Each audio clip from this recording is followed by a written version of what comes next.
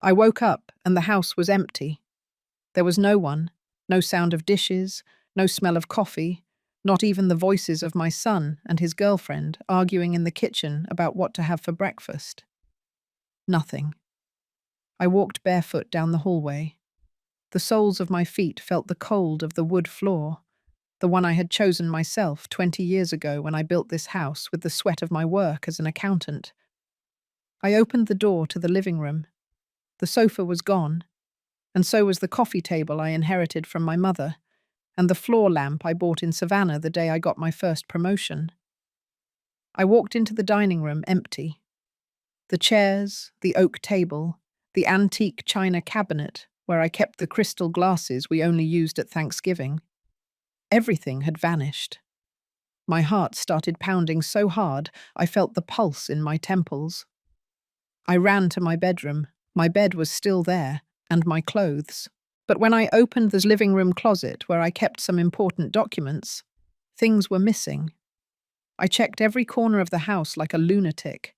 The television, the framed pictures, even the garden pots on the patio. Where was everything? I grabbed my phone with trembling hands. I dialed my son, Jackson. Once, twice, 3 times, and on the fourth ring, he answered. "Mum?"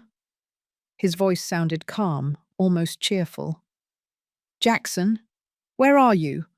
What happened to the furniture? The house is—" "Oh, yeah. Mum, I'm sorry I didn't tell you sooner." He paused. "We sold a few things.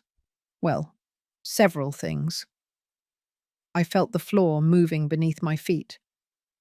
"What do you mean you sold my things? My furniture?" "Don't get upset, Ma.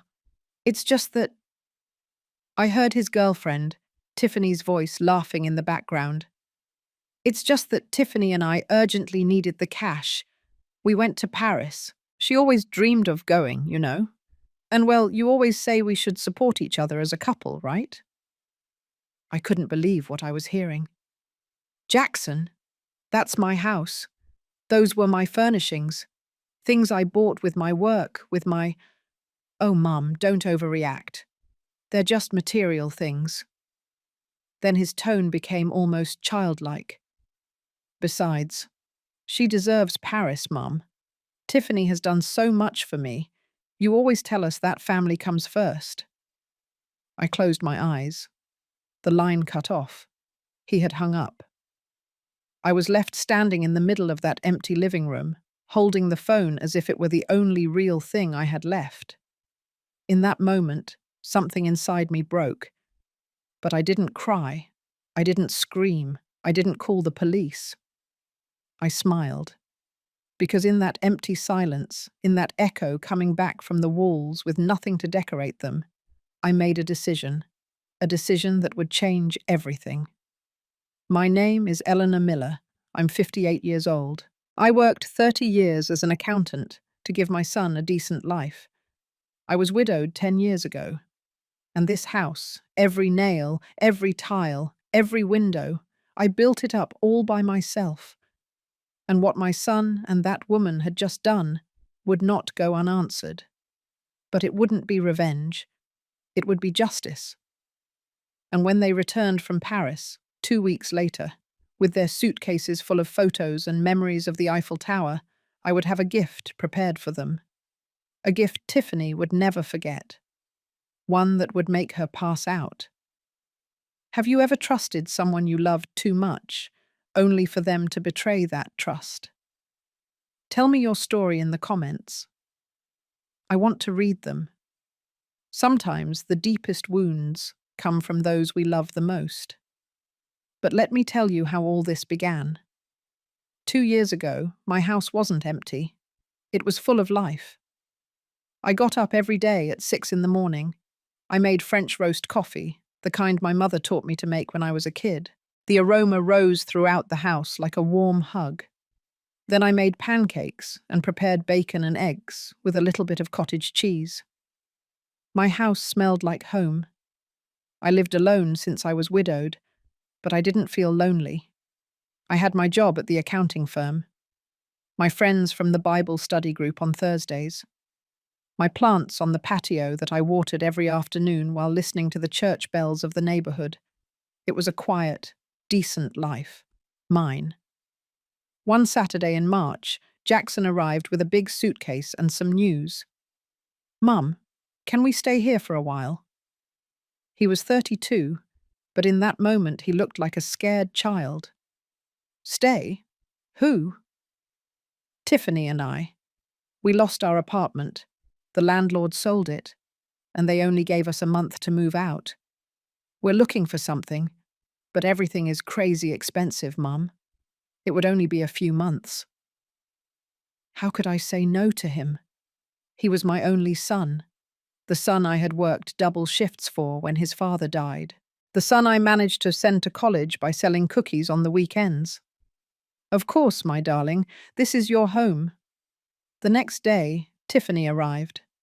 Tall, pretty, with that straight brown hair she always wore perfectly. She wore designer clothes and spoke with an accent that tried to sound more educated than it was. "Thanks, Ellie," she said to me. And she hugged me with a perfume so strong it stung my nose. "You're an angel. I don't know what we'd do without you." No one had called me Ellie in years, but I smiled, because my son looked at her as if she were the only important thing in the world. In the beginning, everything was manageable. I kept getting up early. I made breakfast for all three of us. Tiffany came down at 10 in the morning, always in silk pajamas, and said, "Oh, Ellie, you shouldn't have bothered." But she sat down and ate 3 pancakes with eggs. Jackson went out looking for work. He came back in the evening tired, frustrated. "The economy is tough," he would say. "No one's hiring." I would make him his chamomile tea and tell him, "Be patient, son. Something will come up." Tiffany wasn't looking for work. She stayed home watching series on my television, using my living room, my dishes, my internet. But I didn't say anything, because family comes first. That's what I was taught. And if my son loved her, I had to accept her too. The months passed. 1, 2, 6. They were still there. I stopped using the living room because it was always occupied. Tiffany watched television until 3 in the morning. When I left for work at 7, she was still sleeping with the TV on. My electric bill doubled. But I didn't say anything. One day I came home from work and found 3 of Tiffany's friends in my dining room, drinking white wine from the crystal glasses that belonged to my mother. "Ellie," Tiffany yelled. "Look, let me introduce you to the girls. We're having a business meeting. We're starting an organic makeup venture." I smiled. I said hello. I went to my room. I heard their laughter until 11 at night. Jackson was finally working. He had gotten a job at an electronics store. It wasn't what he had studied for, but it was something. He came home tired, and Tiffany would say, "My love, I can't cook today. I have a headache. Should we ask your mum?" And Jackson would look at me with those boyish eyes that I couldn't deny anything to. So I cooked. After working 9 hours, I cooked for the 3 of us, and they ate in the living room watching Netflix while I washed the dishes. But even so, when Jackson hugged me and said, "Thanks, Mum, you're the best," I felt that everything was worth it, because he was happy. And if he was happy, I could put up with anything. Or so I thought. Until one afternoon I came home early from work. I entered the house quietly because I had a headache, and I heard voices in my room. In my room. I crept upstairs. The door was ajar, and what I saw changed everything. Tiffany was going through my jewelry box, not the one I left on the dresser. That was the one everyone saw, where I kept costume earrings and worthless bracelets. No, she was going through the wooden jewelry box my husband gave me for our 10th anniversary, the one I kept in the back of the closet, wrapped in a blue silk shawl, the one no one was supposed to touch. Jackson was standing beside her with his hands in his pockets. See? Tiffany was saying. Your mum has stuff she doesn't even wear. Look at this ring. When was the last time she put it on?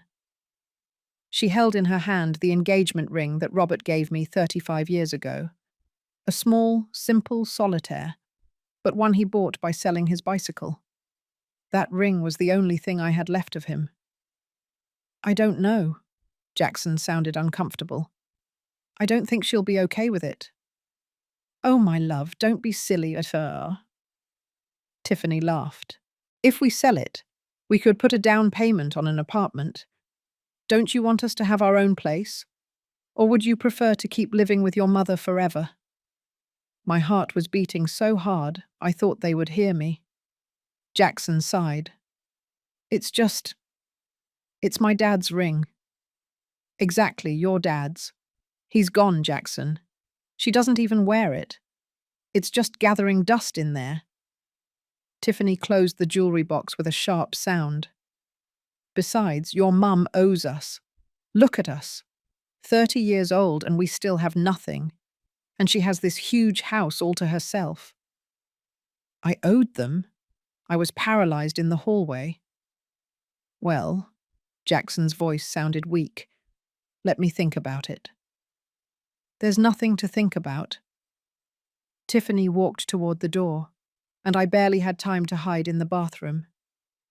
Tomorrow, when your mum goes to work, we'll take what we need. She won't even notice. What if she does notice? So what? She's all alone. Who else does she have? I heard their footsteps go down the stairs. I came out of the bathroom, shaking. I walked into my room.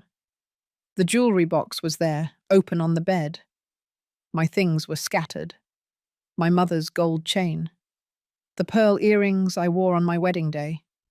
The bracelet Jackson gave me when he turned 15 with his first summer job paycheck. Every object was a memory, and she wanted to sell them. I closed the jewelry box with trembling hands. I put it back in the closet, but I knew it wasn't safe anymore. Nothing was safe. That night I didn't have dinner with them. I told them I had a headache. I locked myself in my room and cried for the first time in months. I cried for my husband, who was no longer here to defend me. I cried for my son, who listened to that woman without saying anything. I cried for myself, for being so foolish, so naive, for having opened my house. The next morning, I went to work as always. But before I left, I took my jewelry box with me. I locked it in my desk drawer at the office. When I came back that afternoon, Jackson was watching television. "Hey, Mum," he said without looking up. "Hello, son?" I went up to my room. I opened the closet. The blue shawl was on the floor. They had looked for the jewelry box. They didn't find it, but they had looked. They knew what I had done. I went down to the kitchen. Tiffany was there, eating grapes from my fruit bowl. "Hi, Ellie," she said with a smile. "How was your day?" "Fine, thank you." "Did you lose something?" she asked, and her eyes shone with something that wasn't kindness, it was defiance.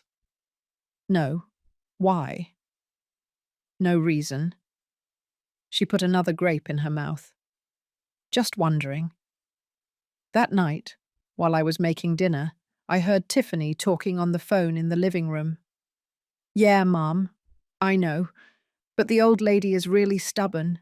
She doesn't want to sell anything." She laughed. "Don't worry, Jackson is a fool. He does what I tell him. Soon this house is going to be ours." I froze with the knife in my hand. The tomato I was slicing rolled off the table. Tiffany continued talking. "Besides, if she won't cooperate, well, there are other ways. Jackson is her only heir, right? It's just a matter of time." In that moment, I knew the truth. Tiffany wasn't there because she loved my son. Tiffany was there because she wanted my house, and she was willing to do whatever it took to get it, even get rid of me. As I tell all this, I wonder where you are listening to me now. In your kitchen? In your room? Driving on your way to work? Write the name of your city in the comments. I want to know I'm not alone in this. I didn't sleep that night. I lay awake staring at the ceiling, repeating Tiffany's words in my mind. It's just a matter of time. But when the sun rose, when I heard Jackson get up to go to work, when I saw him come down the stairs in his store uniform, I convinced myself that I had misheard. Maybe she said something else. Maybe she was joking with her mum. Maybe I'm the one who's overreacting. That's how denial works. It tells you that the poison you just saw was just water. I got up. I made coffee. I made breakfast. Jackson ate quickly, as always. He gave me a kiss on the forehead. Thanks, Mum. You're the best. And I smiled, as if nothing had happened. Tiffany came down at 11. She was wearing my robe, the pink silk one Robert gave me for our last anniversary. Morning, Ellie, she yawned. Is there any coffee left? Yes, on the stove. Could you pour me some? I'm still half asleep. I got up and served her coffee. She sat at the table, checking her phone, without even looking at me. Oh, by the way, she said without looking up, some friends are coming over this afternoon. We're having a photo shoot for the venture. Could you not be here? We need the whole living room and, it's kind of awkward with someone else around. She was asking me to leave my own house. I have some things to do here. Oh, Ellie, she finally looked at me. Don't be difficult. It's only for 2 hours. Why don't you go to the market? Or downtown? You haven't been out in a while. She was right. I hadn't been out in a while. Because every time I came home, there was something to clean, clothes to wash, food to prepare. All right, I said. Thank you. I knew you'd understand. That afternoon, I left my house. I walked around the market without buying anything. I sat on a park bench and watched the pigeons peck at crumbs. I felt like them, picking up the scraps they left me. I returned at 7 in the evening. Tiffany's friends were gone, but the house was a wreck. Dirty glasses in the living room, plates with leftover food in the dining room, candy wrappers on the floor. Tiffany was in their room with the door closed, talking on the phone. I cleaned everything without saying a word, because that's what I did. Clean, cook, stay silent. The following days were the same. Tiffany asked for more and more. Ellie, can you wash this blouse? It's delicate. You can't put it in the washing machine. Ellie, can you lend me $500? I forgot my wallet. I'll pay you back on Friday. She never paid me back. Ellie, could you sleep on the couch tonight? My cousin is visiting from Chicago and has nowhere to stay. She needs your bed. And I said yes. I always said yes, because I was afraid. Afraid that if I said no, Jackson would get angry. Afraid that they would leave and leave me alone. Afraid to admit that my only son had chosen her over me. Afraid of the truth. One afternoon, my friend Brenda came to visit me. We hadn't seen each other in months. We sat in the kitchen because the living room was occupied by Tiffany and her friends. Eleanor, Brenda looked at me with concern. Are you okay? You look tired. I'm fine. Are they still living here? Yes, but they're looking for an apartment. That's a lie. They are not looking for anything. I don't know how you put up with them. Brenda lowered her voice. I'd put up with my daughter-in-law for 2 days and already want to kick her out. We laughed, but my laugh sounded fake even to me. Brenda left an hour later. Before leaving, she hugged me and whispered in my ear, "If you need me, call me. Any time." I didn't call her because calling her would be admitting that something was wrong, and I wasn't ready yet. Weeks passed. One Saturday, Jackson asked me to go to the mall with them. Tiffany wants to buy some shoes. Will you come with us, Ma? It had been a while since the three of us went out. I said yes. At the shoe store, Tiffany tried on 7 expensive designer pairs. Which one do you like best, Ellie? She asked me. The black one is nice. Yes, but the red one is more. She looked at herself in the mirror. I'll take both. Jackson pulled out his credit card. Honey, he said softly, that's $400. I don't have that much. Tiffany stared at him. Jackson, it's my birthday in 2 weeks. Are you going to deny me this? No, but... Then Jackson looked at the floor. Then he looked at me, and I knew what was coming. Mom, could you... I took out my card. I paid for the shoes. Tiffany hugged me. Thanks, Ellie. You're a sweetheart. I promise we'll pay you back. They never paid me back. On the way home, Tiffany was happy, with her shopping bags, humming a song. Jackson drove in silence. I was in the back seat, invisible. That night, lying in my bed, I looked at myself in the dresser mirror. Who was that woman? With dark circles under her eyes, dull hair, and an empty look. Where was Eleanor Miller? The woman who built a business, who raised a son alone, who faced her husband's death with dignity. Where was she? And then, in the silence of the night, I heard voices in the kitchen. Jackson and Tiffany. I got up barefoot, slowly walking down the stairs. I don't like asking her for money all the time.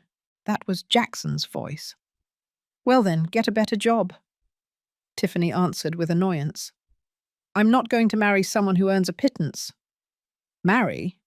Tiffany, we talked about this. I can't get married now. I don't even have money for the ring. Exactly. That's why we need to sell things. Your mum has this huge house. Why don't we convince her to sell it and give us half? Anyway, she's old. What does she need so much space for? I was petrified on the staircase. I can't ask her that. Of course you can. Tiffany walked closer to him. My love, think about our future, the children we're going to have. Do you want to raise them here, with your mum breathing down our necks? She's lived her life. Now it's our turn. There was a silence, long, eternal. You're right, Jackson finally said. And in that moment, something inside me woke up. It wasn't pain. It wasn't sadness. It was clarity. I didn't go up to my room. I stayed there, on the stairs, in the darkness, listening as my son and that woman planned my life as if I no longer existed, as if I were a bother, an obstacle between them and their happiness. Finally, I heard their footsteps. They went to their room. The door closed. Only then did I go upstairs. I went into my room and sat on the bed. I didn't turn on the light. I stayed there, in the gloom, with my hands in my lap. And for the first time in months, I didn't cry, because there were no more tears. There was only a cold, clear question, like glass. What else are they hiding from me? The next morning I got up before dawn. I didn't make coffee. I didn't make breakfast. I dressed in silence and left the house at 5:30 in the morning. I took the bus and arrived at the office while it was still closed. I sat on a bench outside and waited. At 7, Mr. Peterson, the head accountant, arrived. Eleanor, what are you doing here so early? I needed to get out of the house, I simply said. He didn't ask anything else. He opened the office and we went in. I worked that day like never before. I checked bank statements. I organized invoices. I did everything mechanically without thinking, because if I thought, I would fall apart. I returned home at 8 in the evening, later than usual. When I opened the door, the living room was dark, Silent. I went up the stairs. The door to Jackson's room was ajar. I heard voices. She's getting weird. That was Tiffany. Weird how? She didn't even make us breakfast today. And look at her now. Where was she? Working, I guess. Exactly, working. Tiffany paused. Did you know your mum has 2 savings accounts? One at Chase Bank and one at Bank of America? My blood ran cold. How did she know that? How do you know that? Jackson asked. I found the bank statements when I was cleaning her room. They're in her nightstand drawer. Jackson, your mum has almost $800,000 saved. $830,000 to be exact. It was my retirement. The money I had saved for 30 years. Dollar by dollar. Sacrifice by sacrifice. It was everything I had left for my old age. We can't touch that, Jackson said, but his voice sounded weak. I didn't say we should touch it. I said we know it exists. Tiffany lowered her voice. Look, I'm not saying we should steal anything from your mum, but when she, you know, is no longer around. Tiffany. It's the truth, Jackson. We can't live forever waiting. Your mum is already 58. She has high blood pressure. She smokes secretly. Have you seen how she gets out of breath when she goes up the stairs? I didn't smoke. I had never smoked in my life. Besides, Tiffany continued, legally you're her only heir. This house, her savings, everything will be yours. Ours. It's just a matter of, well, of being patient. There was a silence. What if she doesn't want to leave me anything? Jackson asked. What if she makes a will and leaves everything to a charity or something? That had never occurred to me. But now, that's why we have to make sure that doesn't happen, Tiffany said. You have to be closer to her. Make her feel important. Make her feel like you need her. Old people are like that. They love feeling useful. Old people. That's what I was to her. An old person. Not Eleanor. Not the woman who had worked all her life. Not the mother who gave everything for her son. An old person. An obstacle. Something to wait for to die. I walked away from the door. My legs were shaking. I went into my room and locked the door. I sat on the bed and opened the nightstand drawer. The bank statements weren't there. I always kept them in a brown folder, in the back of the drawer, under my scarves. They were gone. She had checked them. She had read them. She knew exactly how much money I had. And she wanted it. The following days were strange. Jackson started acting differently with me. He came home early from work and asked, "How was your day, Mum?" He helped me set the table. He asked me if I needed anything from the supermarket. He was following Tiffany's plan, making me feel important, so I wouldn't change my will, and I acted as if nothing had happened. Thanks, son. That's so sweet of you. I smiled. I cooked. I talked about my day, but inside I wasn't the same. One afternoon, while they were out, I did something I had never done. I checked their room. I opened drawers. I looked through their things. I looked for proof of what I already knew in my heart. In Tiffany's closet, I found new clothes, tags still attached, expensive shoes, designer bags, all bought with money they didn't have. In the nightstand drawer, I found a notebook. I opened it. It was like a diary, but not of feelings. It was a plan. On the first page it said, Operation Own Home. I felt the floor moving beneath my feet. I turned the pages with trembling hands. Everything was there. Dates, strategies, objectives. March. Move in with Ellie. Make her feel needed. April. Start using her things. Establish territory. May. Get info on her bank accounts. June. Make Jackson emotionally indispensable to her. July. Suggest Jackson ask her for a loan to invest in our future. And on the last page, written in red ink, final goal, get the house put in Jackson's name before Ellie turns 60. Old folks are harder to legally convince. If the easy way doesn't work, consider Plan B. Plan B. There were no more details, but I didn't need any more.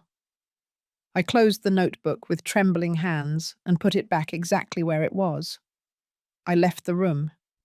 I went down to the kitchen. I poured myself a glass of water. My hands were shaking so much that I spilled the water. I heard the front door open. "We're home, Mum," Jackson yelled. I took a deep breath. I dried my hands on my apron. "I'm in the kitchen." They came in with grocery bags. "We brought you your favorite bread," Jackson said, smiling. "The cornbread you like." "That's sweet, son. Thank you." Tiffany looked at me. Her dark eyes studied me for a second, as if she knew. "Are you okay, Ellie? You look pale." "I'm fine. Just a little tired." "You should rest more," she said, and there was something in her tone. "At your age, you have to take care of yourself." "At your age," I smiled. "You're right." That night, after dinner, after they went to sleep, I stayed seated in the kitchen, alone, with a cup of chamomile tea that had gone cold. And I made a decision. I wasn't going to run away. I wasn't going to cry. I wasn't going to beg them to treat me well. I was going to act, but with intelligence. Because if my 30 years as an accountant had taught me anything, it was that numbers don't lie. And I was very good with numbers. I was also good at documenting things, saving evidence, building cases. If Tiffany had a plan, I would have a better one. I went up to my room. I took out my phone and started taking pictures of the missing bank statements, of the electric bills that had tripled, of the notebook I found, page by page. Then I saved everything to the cloud, in a folder I called Cooking Recipes. No one would suspect. The following days, I kept acting normal, but every time I left the house, I stopped by the bank. I spoke with my account executive. "Mrs. Miller, is everything all right?" she asked when she saw my face. "I need to change some things in my accounts," I said, "and I want information on how to protect my assets."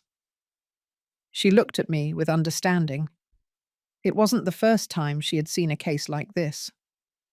"Let me give you the contact for a trusted notary," she said in a low voice. "She specializes in asset protection for senior adults." Senior adults. I was 58 years old, but to the world, I was already an old person who needed protection. I took the contact information. 3 days later, I had an appointment with the notary. Her name was Attorney Sarah Jenkins, a woman in her 40s, with a serious but kind look. I told her everything. She listened without interrupting. When I finished, she sighed. "Mrs. Miller, unfortunately, your case is not unique. I see this every week. Children who see their parents as bank accounts, daughters-in-law who plan to take everything. What can I do?" "Legally, a lot. You can protect your assets. You can create a bulletproof will. You can even—" She paused. "Even what?" "You can document the economic and emotional abuse. If you have proof, you can initiate a legal process. Evict them. Report them if they have taken things without your permission." "Evict them? My own son? I don't know if I can do that." "I understand," the attorney said with empathy. "But think about this. What do you think they'll do when you are no longer useful to them? Do you think they'll take care of you? Or do you think they'll wait for you to be gone?" I knew the answer. Take your time to think about it. But in the meantime, protect what you can. Your savings, your house, your dignity. I left that office with a knot in my stomach, but also with clarity. I was no longer the Eleanor who cleaned and kept silent. I was the Eleanor who documented and planned.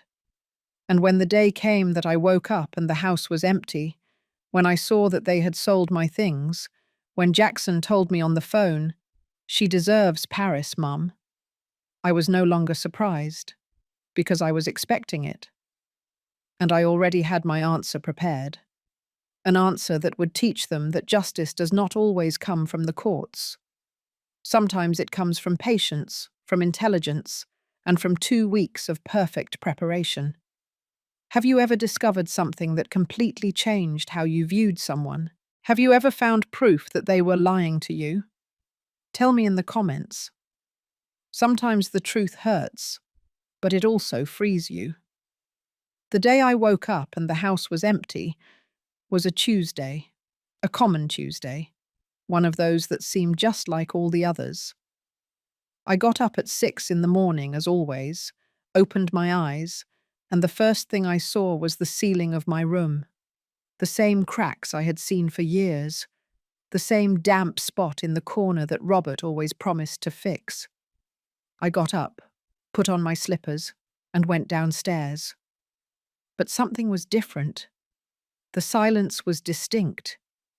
It wasn't the silence of a sleeping house. It was the silence of a dead house.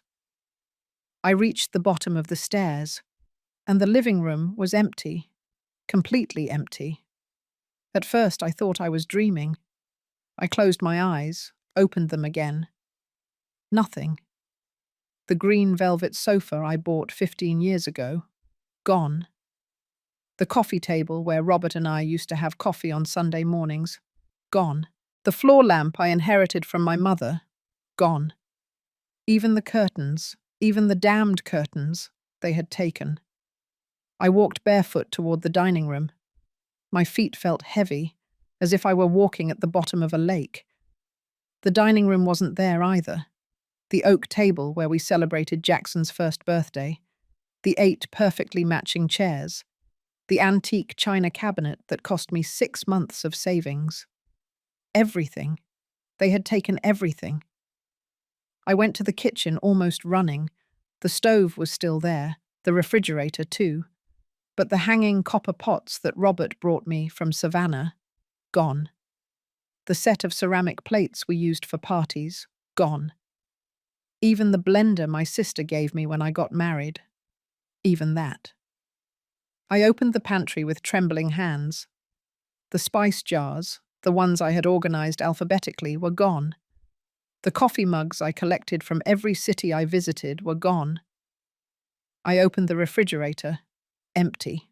They had even taken the food, the ham, the cheese, the fruit, the yogurt, even the milk, as if nothing had ever existed.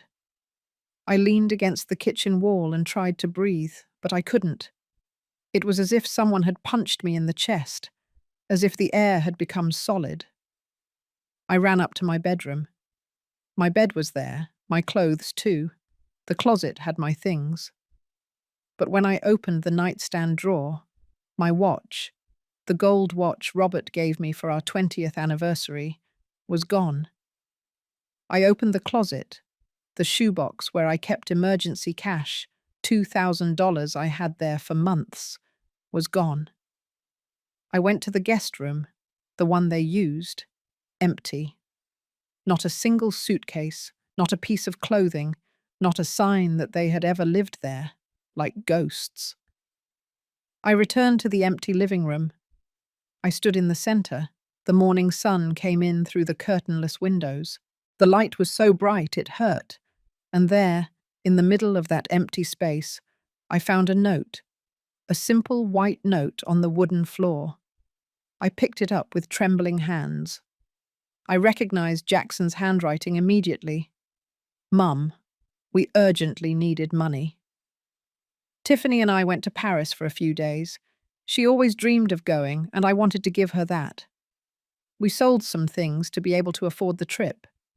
Don't worry. They weren't important thing. Just old furniture.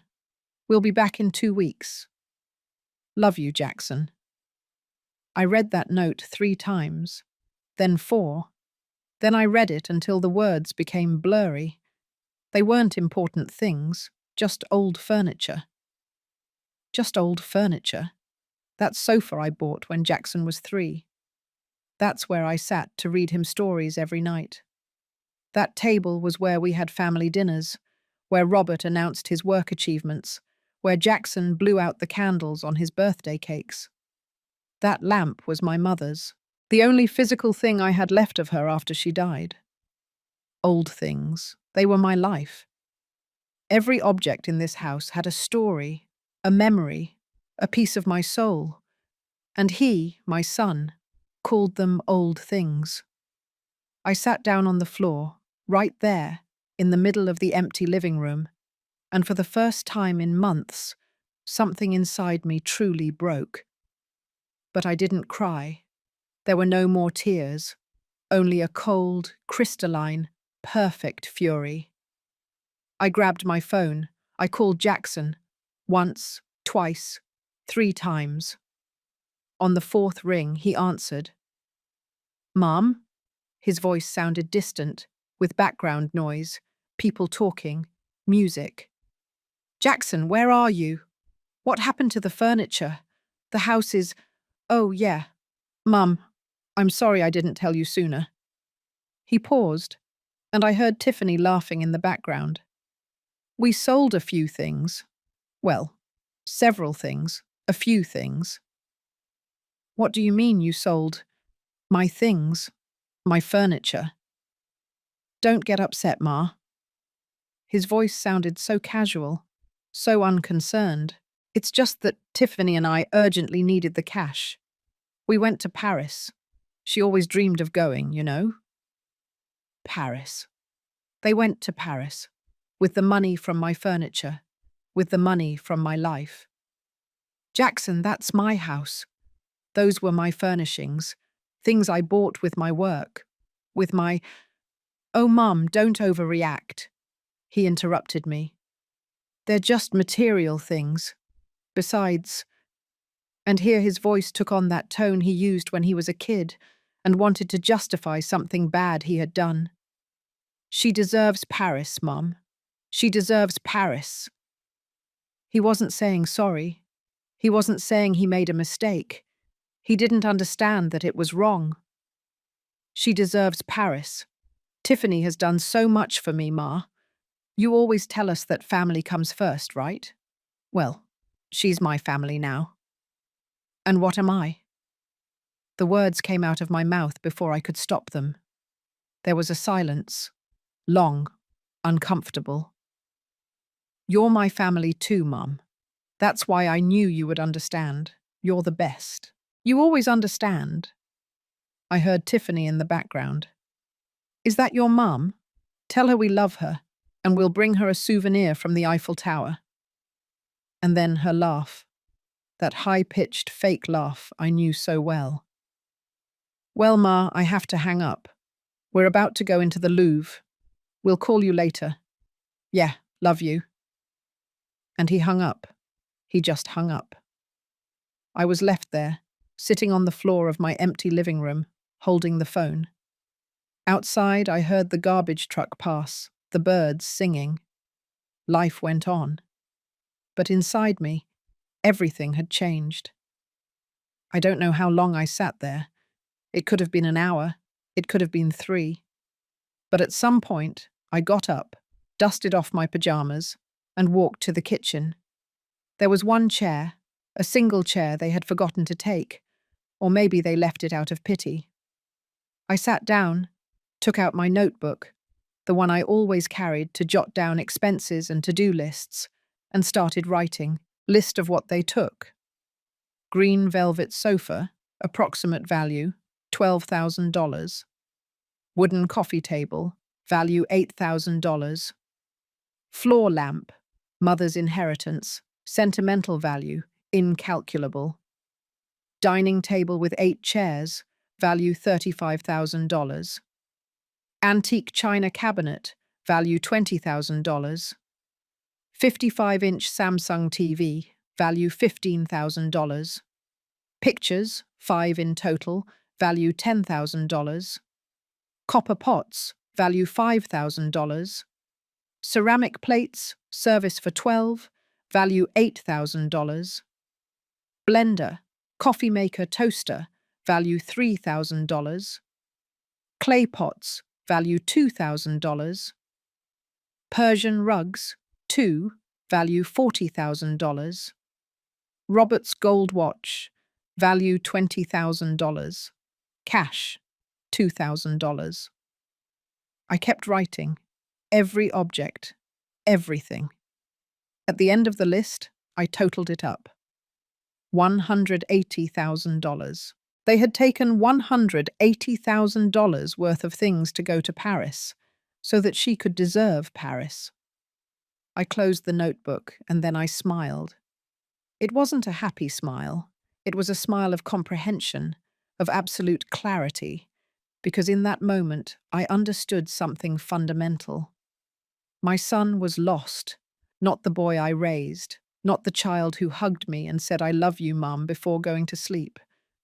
That child no longer existed. The man who had just stolen from me to go on vacation with his girlfriend, that wasn't my son. He was a stranger who looked like him. And Tiffany was exactly what I always knew she was. A thief. An intelligent, patient thief, but a thief nonetheless.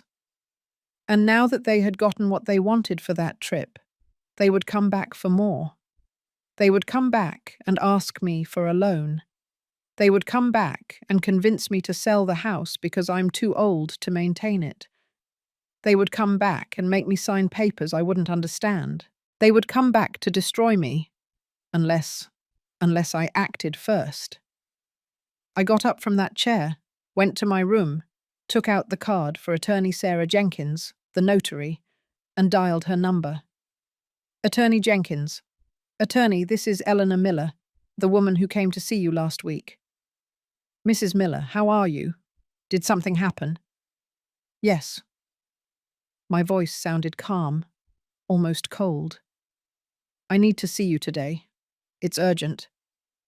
Can I see you in 2 hours? Does that work for you? Perfect. I hung up, showered, dressed. I put on the most formal clothes I had, a black business suit I wore for important meetings at the office. I put on makeup, not much, just enough to look professional. I looked at myself in the mirror. I was no longer the Eleanor who cleaned and kept silent. I was no longer the Eleanor who begged for love. I was the Eleanor they had created, and that Eleanor had no mercy. I arrived at the notary's office at 11 in the morning. Attorney Jenkins received me immediately. Her face showed concern when she saw me. Mrs. Miller, what happened? I told her everything. I showed her Jackson's note. I showed her the photos I had taken of the empty house. I showed her the detailed list of what they had taken. She listened in silence. Her expression went from concern to indignation. This is theft, she finally said. Aggravated theft due to breach of trust. We can file a criminal complaint against them. I don't want to report them. No, I said calmly. I want something better. What? I want to protect what I have left. I want to make sure they can never touch anything of mine again. And I paused. I want to teach them a lesson they'll never forget. The attorney smiled. It wasn't a professional smile. It was the smile of a woman who had seen these types of cases before. Tell me what you have in mind. And then I told her my plan. A plan that had been forming in my mind since I saw that empty house. A plan that required patience, intelligence, and exactly 2 weeks. When I finished explaining, the attorney nodded. It's legal. Completely legal. And if I may say so, it's brilliant. Can you help me? I can, and I will. But we need to act fast. If they return in 2 weeks, we have to have everything ready for when they knock on that door. Then let's begin. The next 2 weeks were the most intense of my life. Day 1, I went to the bank. I withdrew all the money from my savings accounts and transferred it to a new account. An account only I knew about, at a different bank, with a different branch. $830,000. Safe. Day 2, I hired a locksmith. I explained that I needed to change all the locks on the house. All of them. The front door, the back door, the windows, the garage door. All of them, right? Day 3, I went to a moving company. I asked them to move all of Jackson and Tiffany's things. Where should we take them? To the garage. To the garage? Yes, all their things. Clothes, shoes, books, everything. Pack it well and store it in the garage. The workers looked at me strangely, but they didn't ask. Day 4, I went to a furniture store. I bought the basics. A new sofa, a small table, chairs. They weren't luxurious. They weren't expensive. But they were mine. Day 5, I installed security cameras, 3 of them. One at the entrance, one in the living room, one in the hallway, just in case. Day 6, I returned to Attorney Jenkins. We signed documents, many documents, a new will, a revoked power of attorney, a deed for the house exclusively in my name, with a protection clause. With this, the attorney explained, no one can sell, mortgage, or do anything with your house without your notarized consent, not even your son. Perfect. Day 7, I called my boss. I explained that I needed 2 weeks of vacation. Are you okay, Eleanor? I'm perfectly fine. I just need time to sort out some personal matters. They gave me the vacation. Day 8, I went to a psychologist. Not because I felt unwell, but because I needed documentation. Doctor, I need you to evaluate my mental state. I need a certificate stating that I am perfectly sane, that my decisions are conscious and rational. The doctor evaluated me. 3 hours of tests. In the end, she gave me a certified document. Mrs. Eleanor Miller is in full possession of her mental faculties. She shows no signs of cognitive decline, depression, or psychological manipulation. Her decisions are made freely and consciously. Perfect. Day 9, I hired a different lawyer, one specializing in civil and family law. I want to initiate a preventive eviction process. I have proof that the people who are living with me took my belongings without permission. I want to be legally prepared for when they return. The lawyer reviewed all the documents. You have a solid case. We can proceed. Day 10. I sent a certified letter to Tiffany's mother's address, the only address I had for her family. It was a simple letter. I hereby inform you that the belongings of Miss Tiffany Ramirez are being held at my residence. Please coordinate their collection within no more than 30 days. Otherwise, I will proceed according to the law. Signed by my lawyer. Day 11. I bought new plants for the patio. Roses, geraniums, bougainvillea. I planted them myself. As I dug in the dirt, I felt something healing inside me. Day 12. I invited Brenda over for lunch, my friend, the one who had offered to help me months ago. I told her everything. She cried. I didn't. Eleanor, she hugged me. You're the strongest woman I know. I'm not strong, Brenda. I'm just tired of being weak. Day 13. I cleaned the house, from top to bottom, like never before. I washed floors. I scrubbed walls. I cleaned windows. I erased every trace of them. Day 14. I went to the hairdresser. I cut my hair. I coloured it. Then I went to a store and bought new clothes. Clothes that I liked. Not old lady clothes. Coloured dresses, modern blouses. I looked at myself in the fitting room mirror. I didn't recognize the woman looking back at me, and I liked that. Day 15. It was Monday. Their flight arrived at 6 in the evening. I woke up early. I made coffee. I ate breakfast quietly. I checked that everything was in order. The new locks, the things in the garage, the legal documents, the cameras working. Everything perfect. At 3 in the afternoon, I sat on my new sofa, in my living room with my new things. I turned on the television and put on a movie, and I waited. Because I knew that when they knocked on that door, when they tried to open it with their keys, when they realized they no longer worked, that's where true justice would begin. Not the justice of the courts, not the justice of revenge, the justice of consequences. The kind that arrives when people finally understand that everything you give comes back.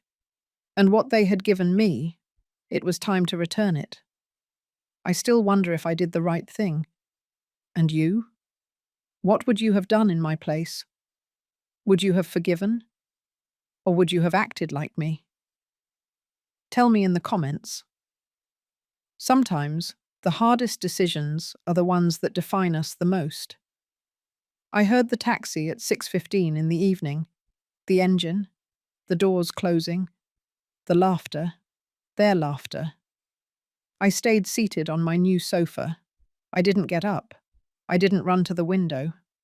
I took a deep breath. 5 seconds in, 5 seconds out. Calm, in control. I heard their voices approaching the door. Tiffany was talking loudly, excited. I'm telling you, the Eiffel Tower at night is the most beautiful thing I've ever seen. And the photos turned out amazing.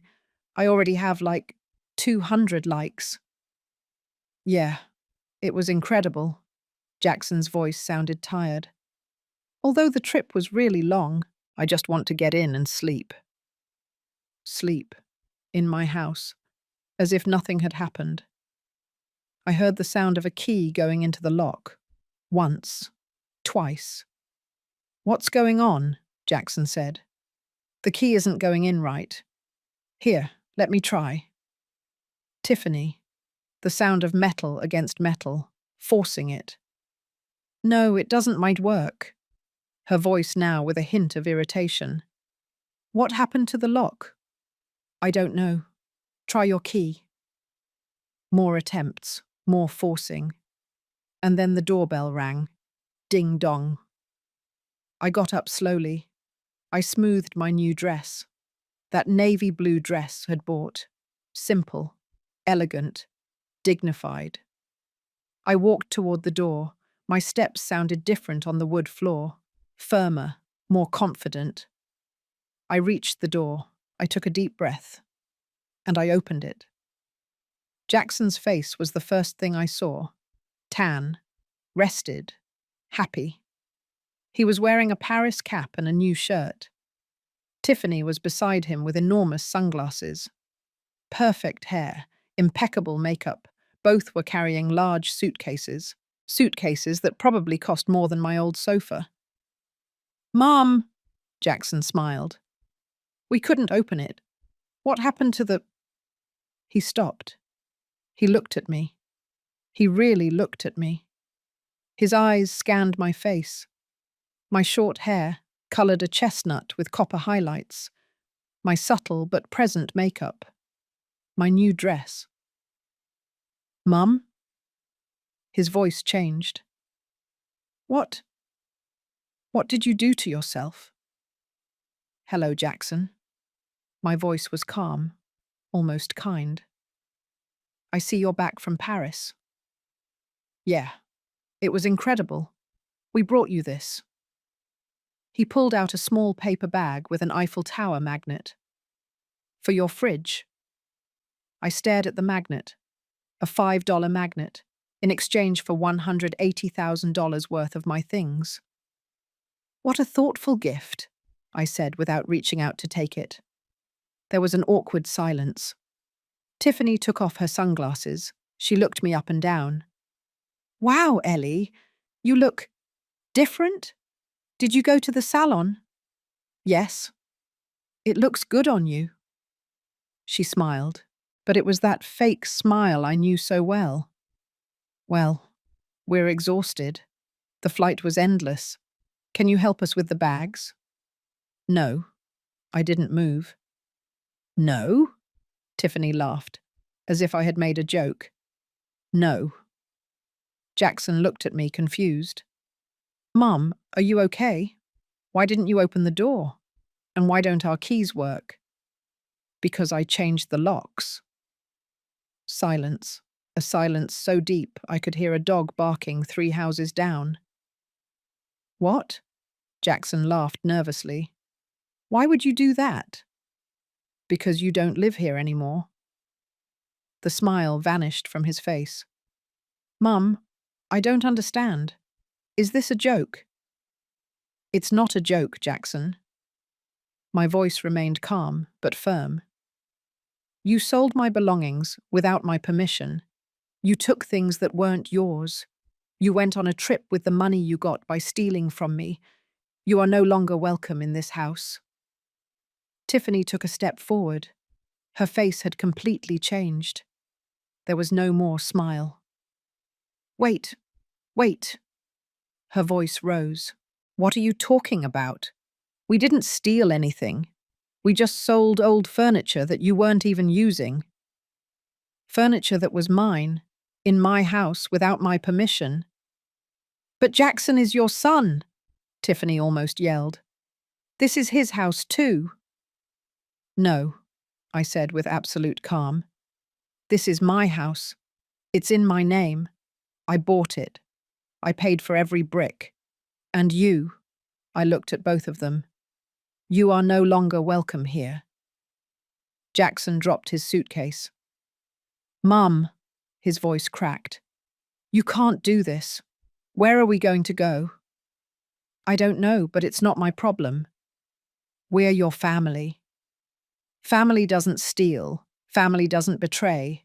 Family doesn't sell their mother's memories to go on vacation.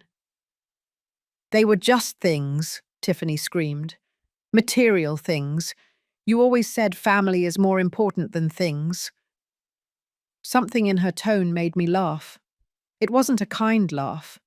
It was a laugh of recognition. You're right, Tiffany. Family is more important. That's why my family, my husband's memories, the objects I built with my work, those are my family, and you.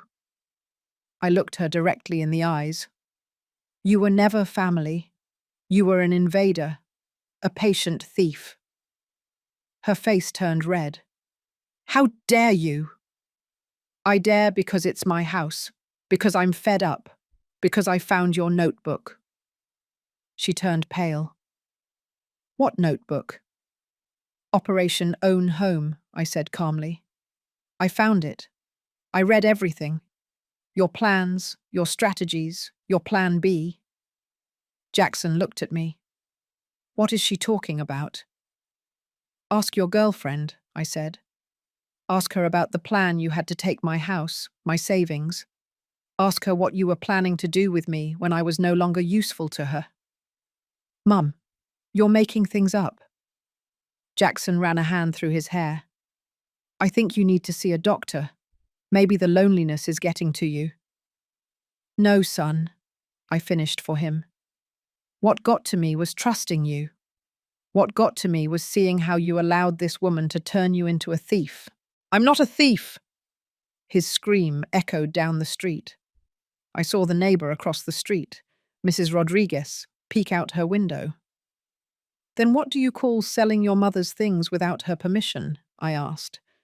What do you call taking her gold watch, emptying her refrigerator, taking even her spices? I thought you wouldn't mind. His voice was small now. You said family was first. And it is, but you are not my family. You haven't been for a long time. Tiffany exploded. You're a crazy old lady, she yelled. After all we did for you, we kept you company. You weren't alone. And this is how you repay us? Company? My voice rose for the first time. Company? You used my house as a hotel. You ate my food. You wasted my electricity, my water, my internet. You kicked me out of my own living room. You made me sleep on the couch so your cousin could have my bed. You asked me for money you never gave back. You went through my private things. You planned to rob me. And now you tell me you kept me company. At least I was here. Tiffany had tears of rage. You have no one else. Without us, you're alone. I smiled. It was the first genuine smile I'd had in months. I'd rather be alone than be surrounded by thieves. Stop it! Jackson raised his hands. Mum, please, we made a mistake. I'm sorry, I really am sorry. But we can't be left on the street. Give me a chance. We can talk. We can fix this. There's nothing to fix. I'm your son. You are. And that's exactly why it hurts more. I felt a lump in my throat, but I didn't cry. But you made your decision, Jackson. You chose this woman over me. You chose to steal from me over respecting me. You chose Paris over your mother. It wasn't like that. Yes, it was. And now I choose my dignity over you. Tiffany took a threatening step toward me. You know what? I feel sorry for you. You're a bitter old woman who's going to die alone. And when that happens, do you know who will inherit everything? Jackson. It'll all be ours anyway. I smiled again. No, it won't be. What? I changed my will, I said with absolute calm. I hired a notary. I drew up new documents. This house has protection clauses. My savings are protected. And when I die, everything will go to a foundation for abused women. Her face crumpled. No, you can't do that. I already did. I have all the certified documents. Plus, I pulled out my phone. I have everything recorded. Every word you said, every threat, every insult. Jackson froze. You're recording us? Not just me. I subtly pointed to the cameras I had installed. The house has surveillance now. Everything is recorded. Tiffany staggered. Are you crazy? Completely crazy. No, I'm sane. In fact, I have a psychological certificate that proves it. I pulled the folded document from my pocket, just in case you tried to say I was senile or that someone manipulated me. Tiffany couldn't speak.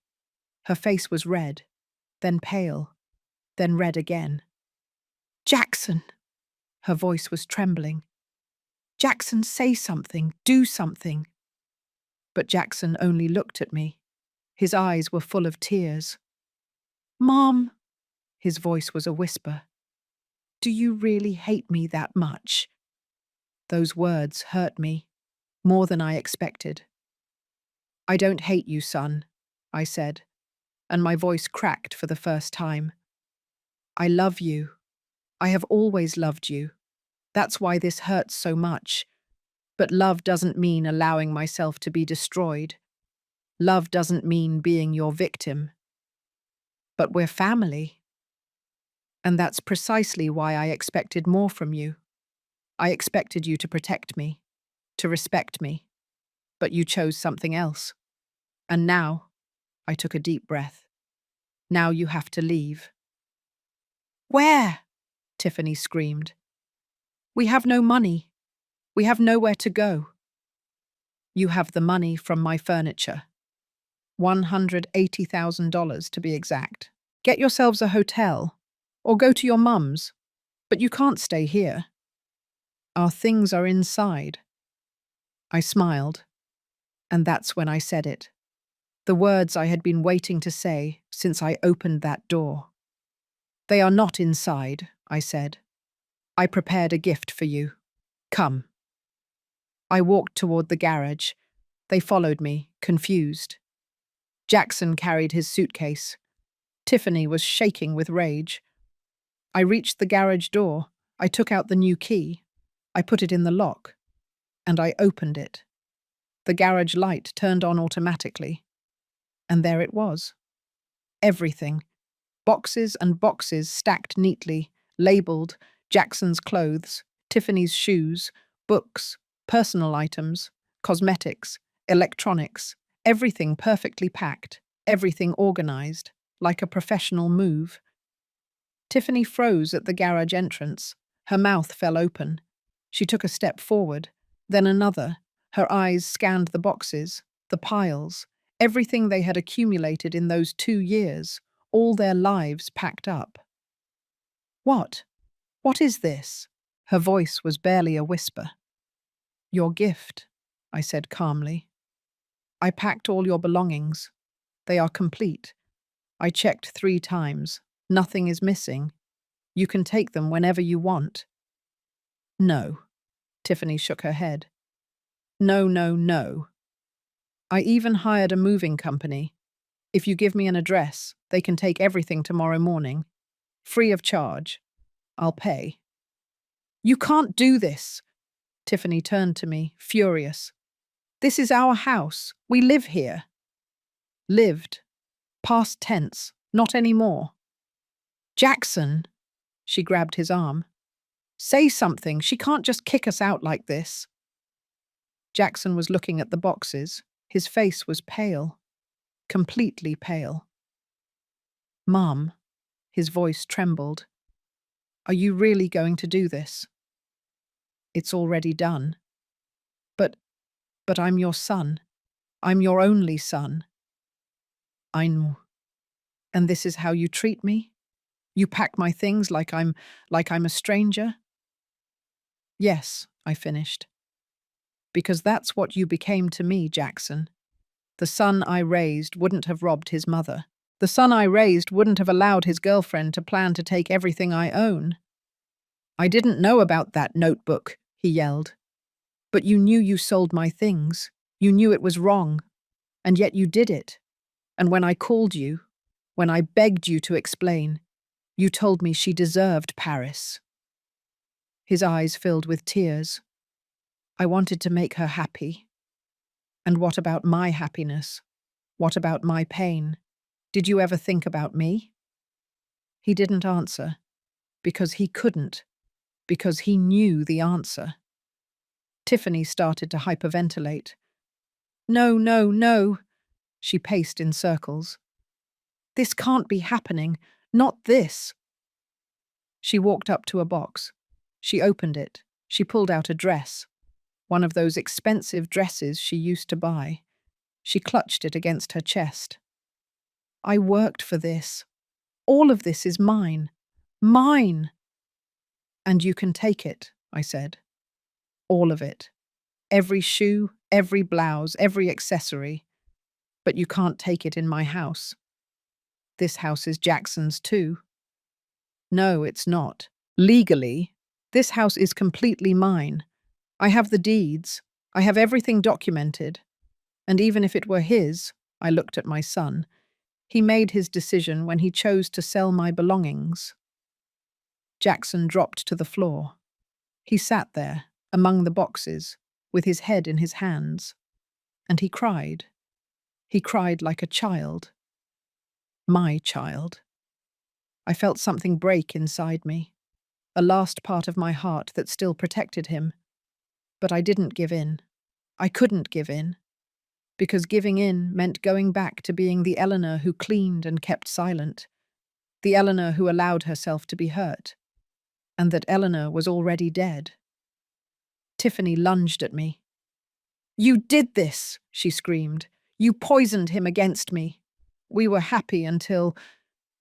She didn't finish the sentence, because her eyes landed on something behind me. Her face changed. She turned completely white. Her legs started to tremble. No, she whispered. I turned around to see what she was looking at. There, on the back wall of the garage, something was hanging. The notebook. Her notebook. Operation Own Home. Enlarged. Photocopies. Every page. Hung up like a mural. For everyone to see. Every plan. Every strategy. every lie, everything exposed. Tiffany started trembling more. How? How? I found it weeks ago, I said. I photographed it. I documented it. And now it's backed up in several places, just in case you try to say it never existed. Her knees gave way. She fell to the floor, and she passed out. Jackson screamed, "Tiffany, run to her! Tiffany, wake up!" He slapped her cheeks. He shook her. She didn't respond. "Mom, do something. Call an ambulance." I stood still. "She'll wake up. It's just a faint from shock." "How can you be so cold?" "I'm not cold, Jackson. I'm just tired." At that moment, Tiffany opened her eyes. She looked at Jackson, then at me, and she burst into tears, hysterical crying, uncontrolled. "It's over," she sobbed. "The plan is over. Everything." Jackson held her, confused.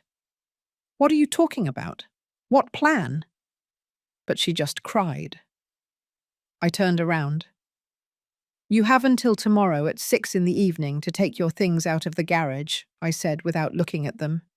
"After that, I'll hire a company to donate everything to charity." "Mom!" Jackson's voice was a plea. "Please." "Goodbye, Jackson." I walked toward the door that connected the garage to the house. Before closing it, I turned around one last time. They were there.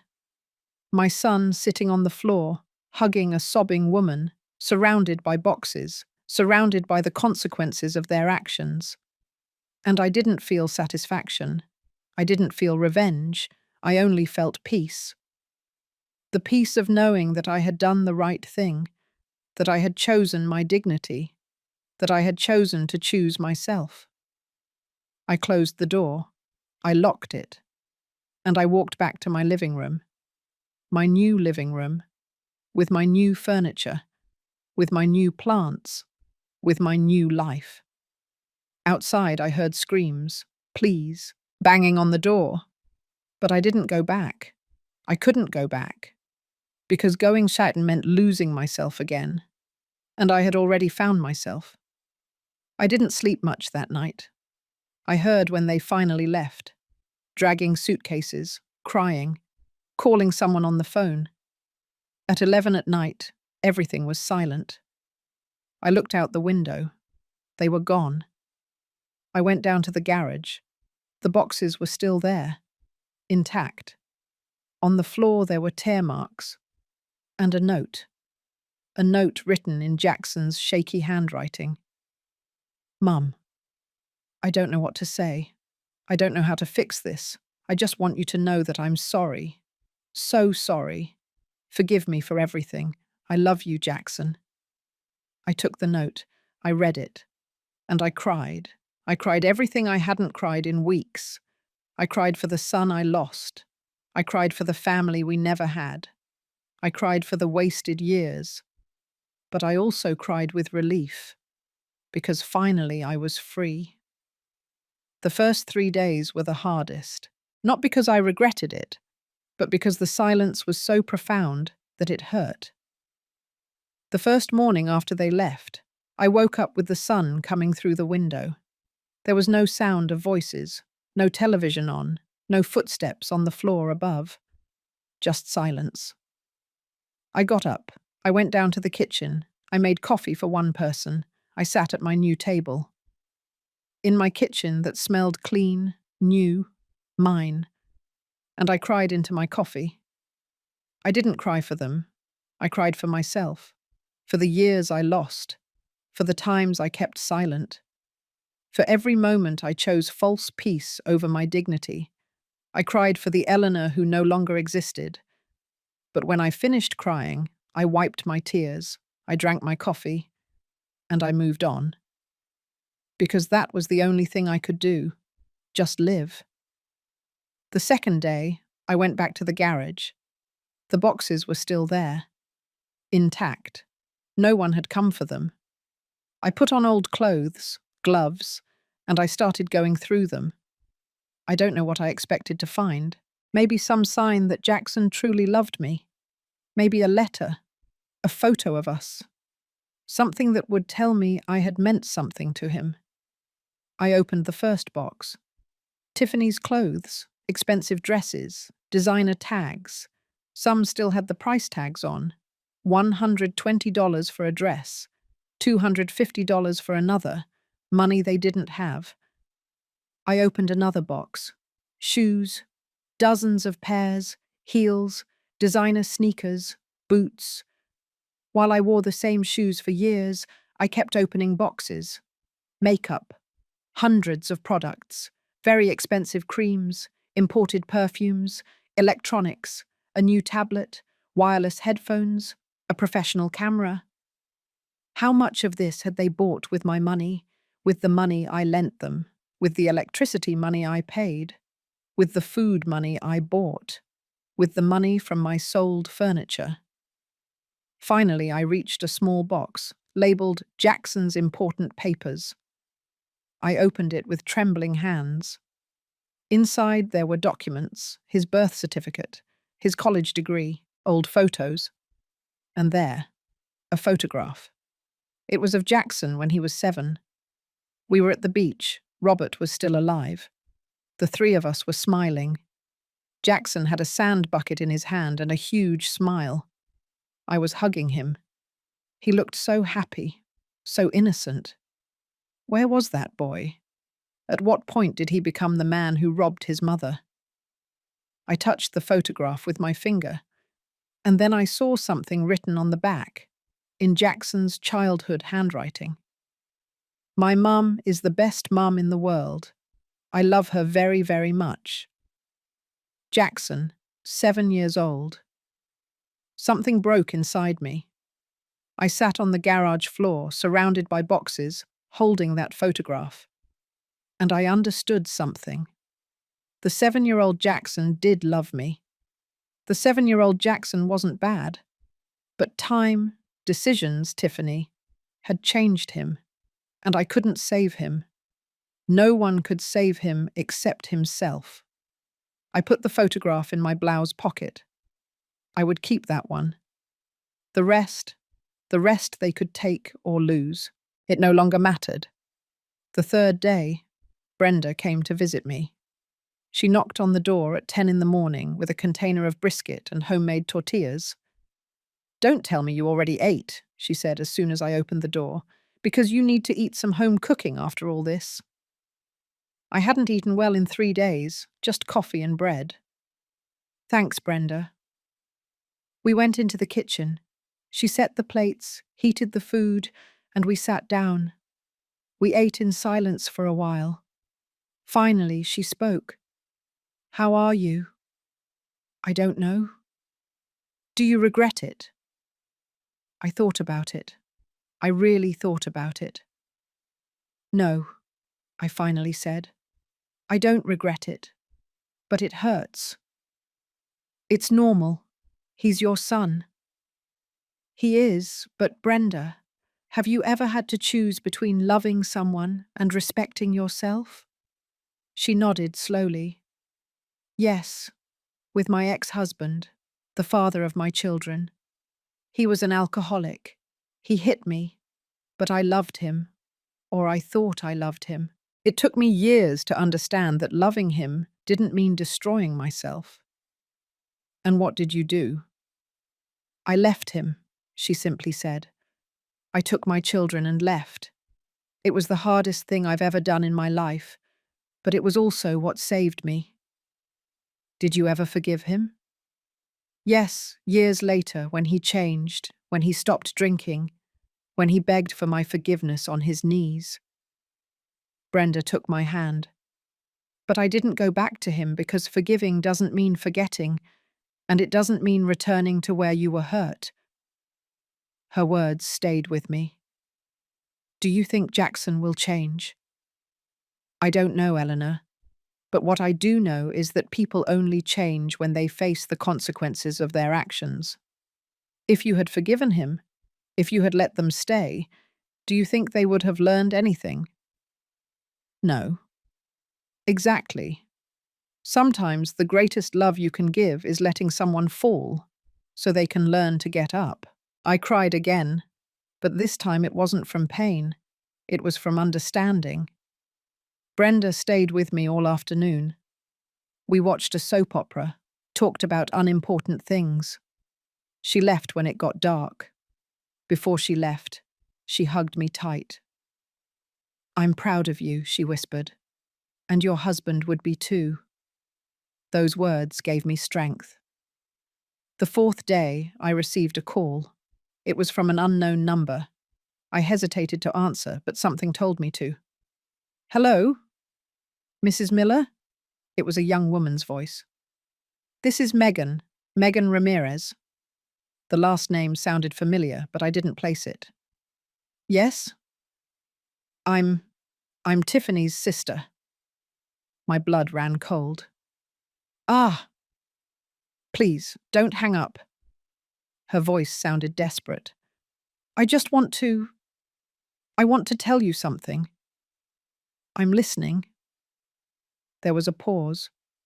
I heard her breathing. "I want to apologize." I didn't expect that. "Apologize? You? Why?" "Because I knew." Her voice cracked. "I knew what Tiffany was doing, what they were planning. She told me about it.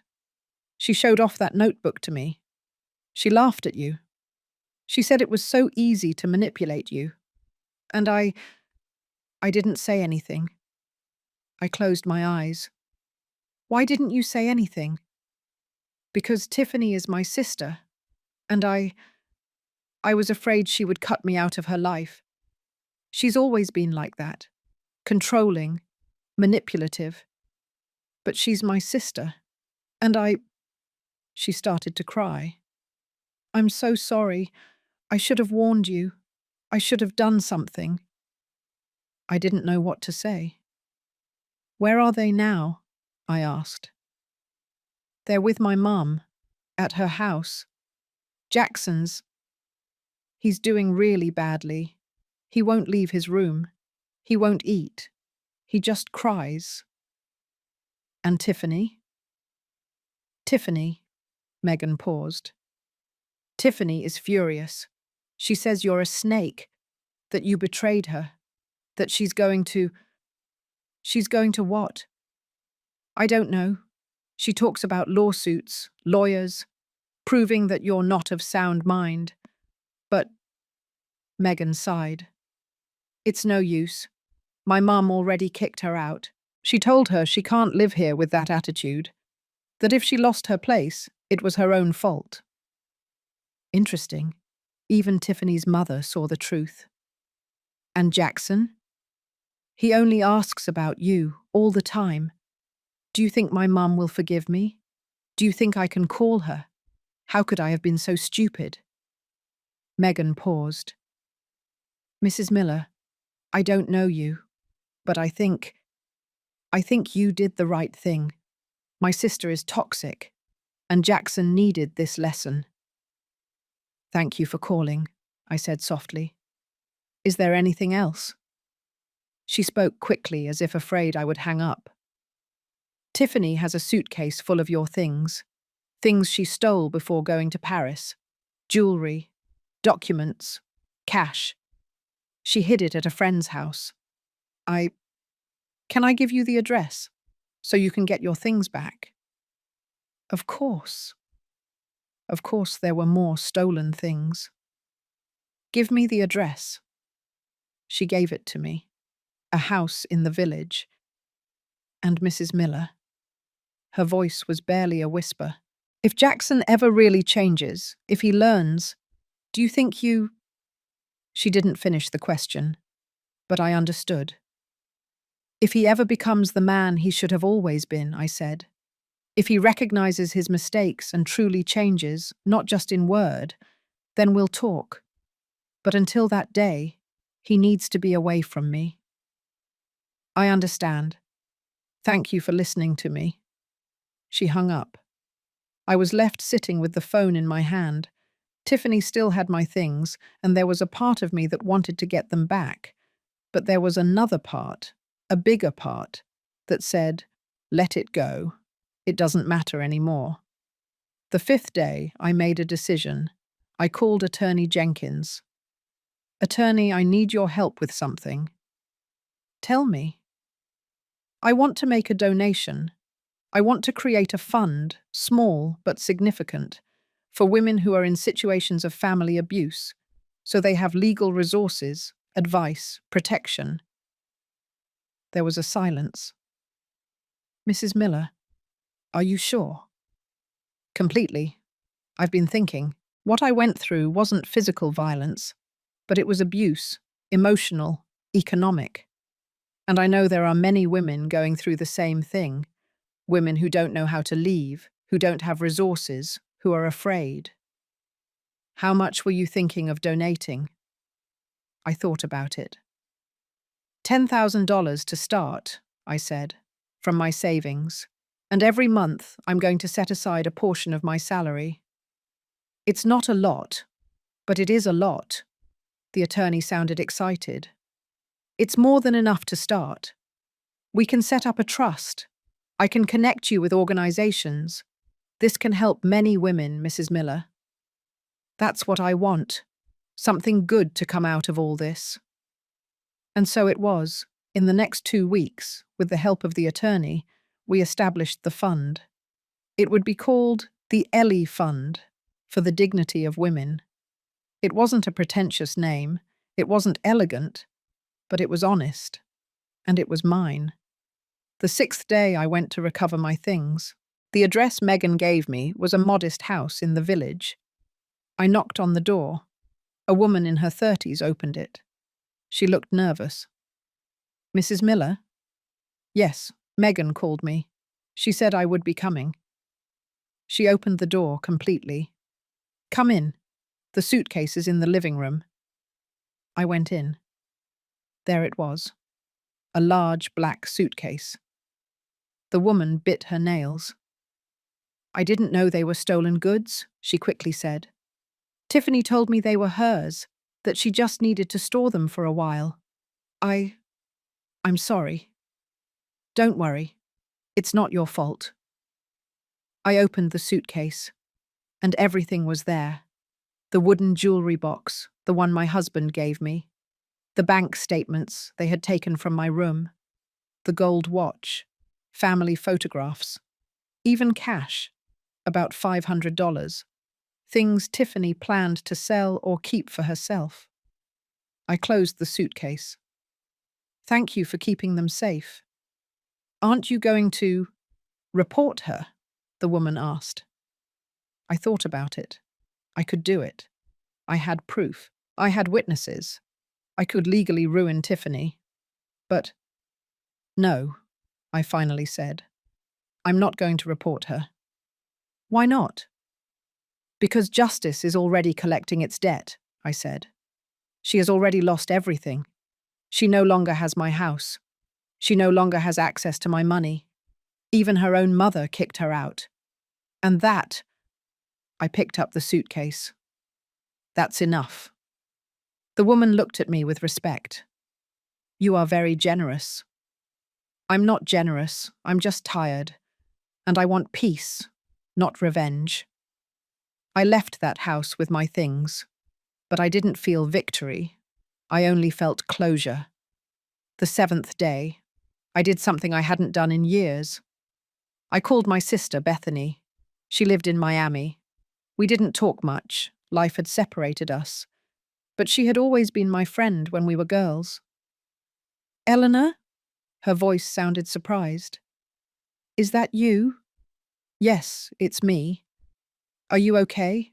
You haven't called in years. I know, and I'm sorry. I took a deep breath.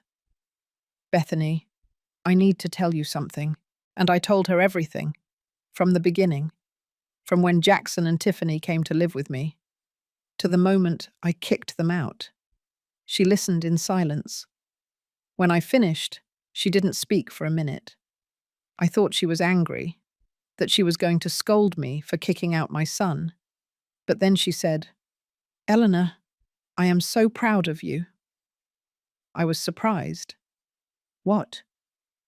"You were always the good one, the one who sacrificed, the one who put up with everything. And I always worried about you.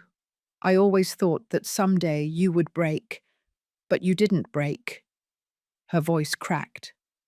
"You stood up, and that is the bravest thing I have ever seen." I started to cry. "I don't feel brave." "But you are. You know what? I'm going to visit you. Next month.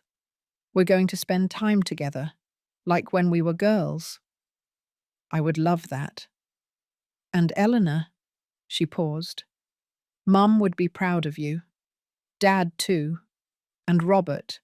Robert would definitely be proud." Those words healed me, more than anything else could have, because all this time I had wondered if Robert would approve of my decision, if he would think I was too hard on his son. But now I knew he would understand, because he knew me. He knew how much I could bear, and he would know when enough was enough. The following days passed slowly but steadily. I went back to work. My colleagues noticed the change in me. They didn't ask much, but Mr. Peterson, the head accountant, told me, "Eleanor, you look different, lighter." "That's because I am," I said with a smile. And it was true. I had lost my son. I had lost the idea of the family I thought I would have, but I had won myself. One afternoon, while I was watering my new plants on the patio, I saw something. A monarch butterfly, perched on one of my bougainvillea. It was beautiful, bright orange with black. Monarch butterflies migrate thousands of miles. They travel alone. They face the wind, the cold, the predators, but they always get to where they need to be, because they know where they are going. I was like that butterfly. I had migrated from my old life to my new life. I had left behind the pain, the abuse, the denial, and I was getting to where I needed to be. 3 weeks after the day of the confrontation, I received a letter. It arrived in the mail, handwritten, in Jackson's handwriting. My heart beat fast when I saw it. I sat down in the living room. I opened it with trembling hands. "Mum, I don't know if you'll read this. I don't know if you want to hear from me. But I need to write to you. I've had a lot of time to think. Too much time. And every day that passes, I understand more what I did. What I did to you. I have no excuses. I can't blame Tiffany. I can't blame anyone but myself. I chose to sell your things. I chose to go to Paris. I chose to ignore your pain. And I did it because I lost myself. Because I let someone else dictate my life. Because I was a coward. Tiffany and I broke up. We are no longer together. She went to San Diego with a guy she met. Someone with money. Someone who can give her what I never could. And I'm living with a friend. I sleep on a couch. I work washing dishes at a restaurant. And it's okay, because it's what I deserve. Mum, I'm not writing to ask for your forgiveness. Well, yes, I am asking for it. But I know words aren't enough. I'm writing to tell you that I finally understood. I understood that you were the best mother in the world, that you gave me everything, that you sacrificed your happiness for mine. And I repaid you with betrayal. I don't expect you to forgive me. I don't expect you to talk to me again. I just want you to know that I'm changing, truly, not for you, but for me, because I need to be better. I love you, Mum. I have always loved you, even when I didn't show it. And someday, if someday you can see me again, I hope to be the man you deserve as a son. With all my love, Jackson. I read that letter 3 times, and I cried. I cried for the son I lost, and I cried for the son I might, someday, recover. But it wasn't today. It wasn't tomorrow. It was someday. A day when he had truly changed, when his actions backed up his words. I folded the letter, I put it in a drawer, and I kept going. Because that was what I had to do. Keep going, not with resentment, not with hatred, but with hope. Hope that he would find his way, hope that he would learn what he needed to learn, and hope that I would continue to heal. That night I sat on my patio, under the stars, with a cup of chamomile tea, and I thought about everything that had happened, the woman I was, and the woman I had become. And I understood something fundamental. Sometimes the greatest love you can give is letting go. Letting go of the people who hurt you. Letting go of the expectations of what should have been. Letting go of the pain. And embracing the peace.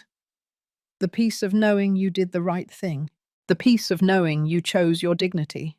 The peace of knowing that time always brings justice. And even though Jackson and Tiffany hadn't faced all the consequences of their actions yet, I knew they would. Because life has a way of collecting what is owed.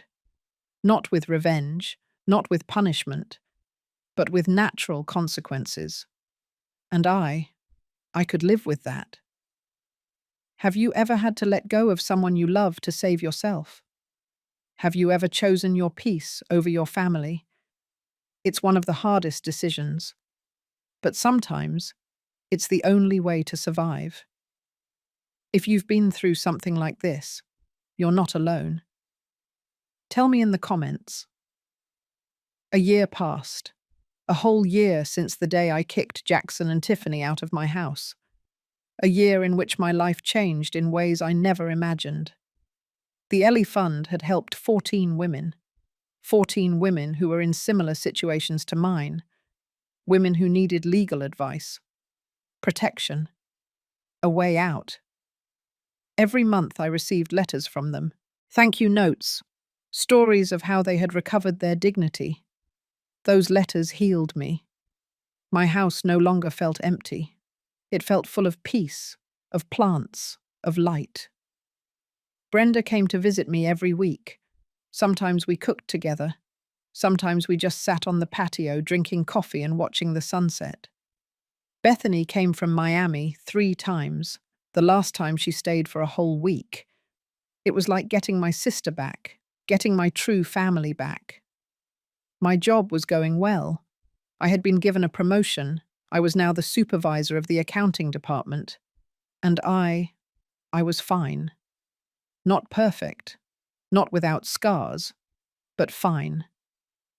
But while my life had improved, theirs hadn't.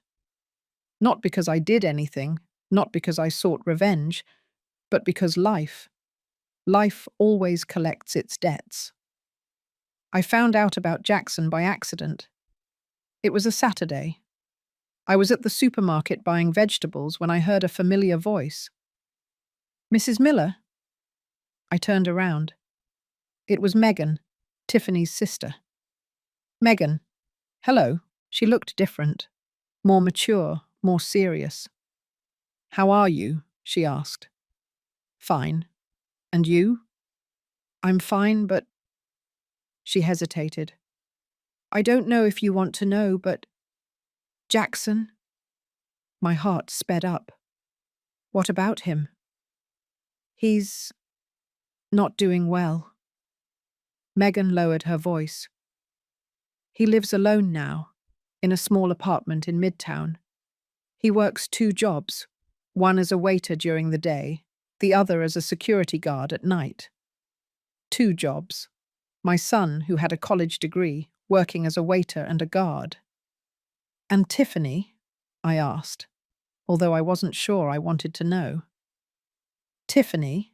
Megan sighed. She's in San Diego, or she was. The last I heard of her, she was living with a man, a businessman. She thought she had gotten what she always wanted: money, luxuries, trips. And the guy turned out to be married. His wife showed up one day at the apartment where they lived. She caused a scene, kicked him out of everything, and left Tiffany on the street, literally with no money, no nothing. Karma. She had to borrow money for the bus ride back to New York City, Megan continued. Now she's living with my mum again, but my mum can't take her anymore.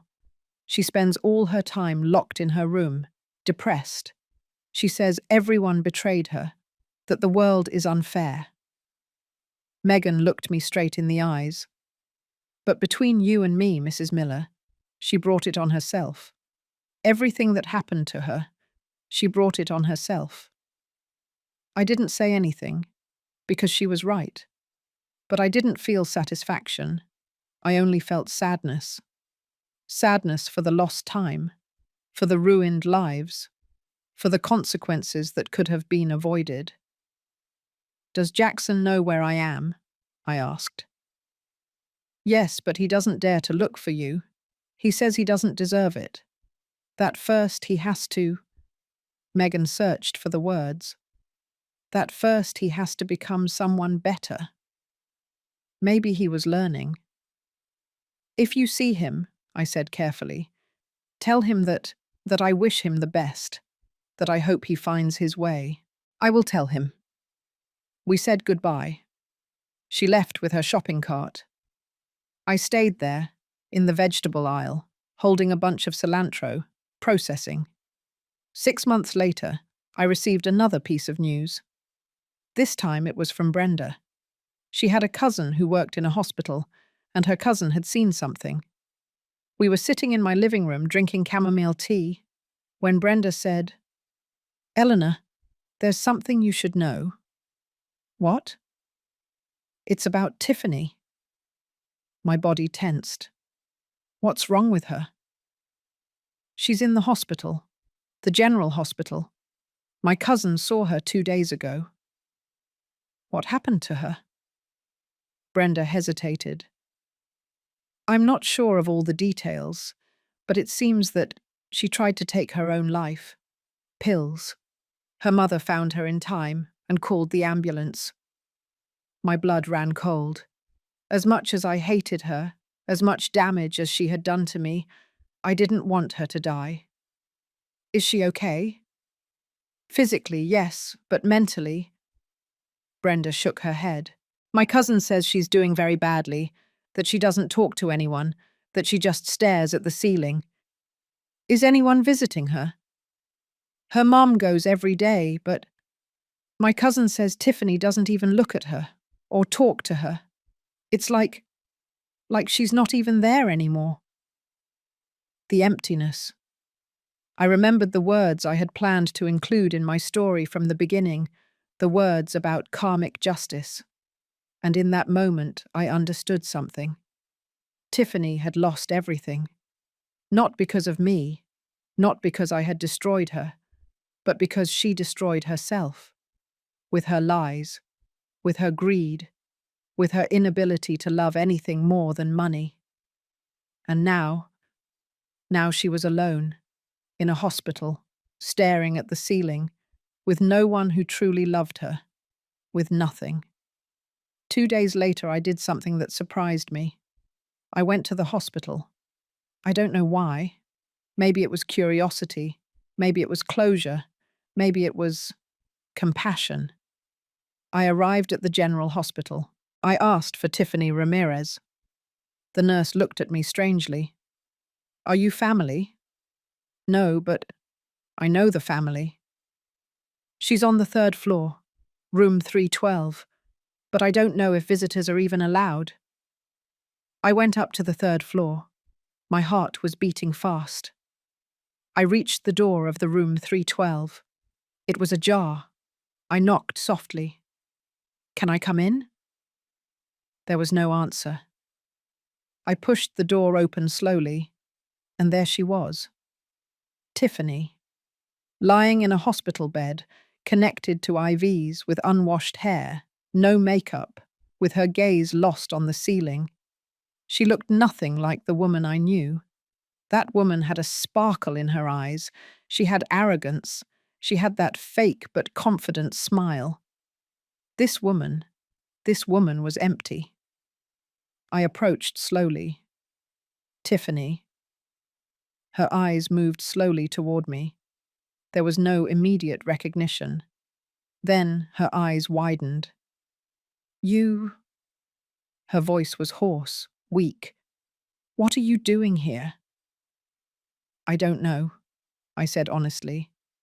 I knew you were here and I came. Did you come to laugh? Her eyes filled with tears. To see how I ended up? To tell me you told me so? I sat down in the chair next to her bed. No, I came to see how you were doing. She laughed. But it wasn't a happy laugh. It was a broken, empty laugh. How am I doing? She repeated.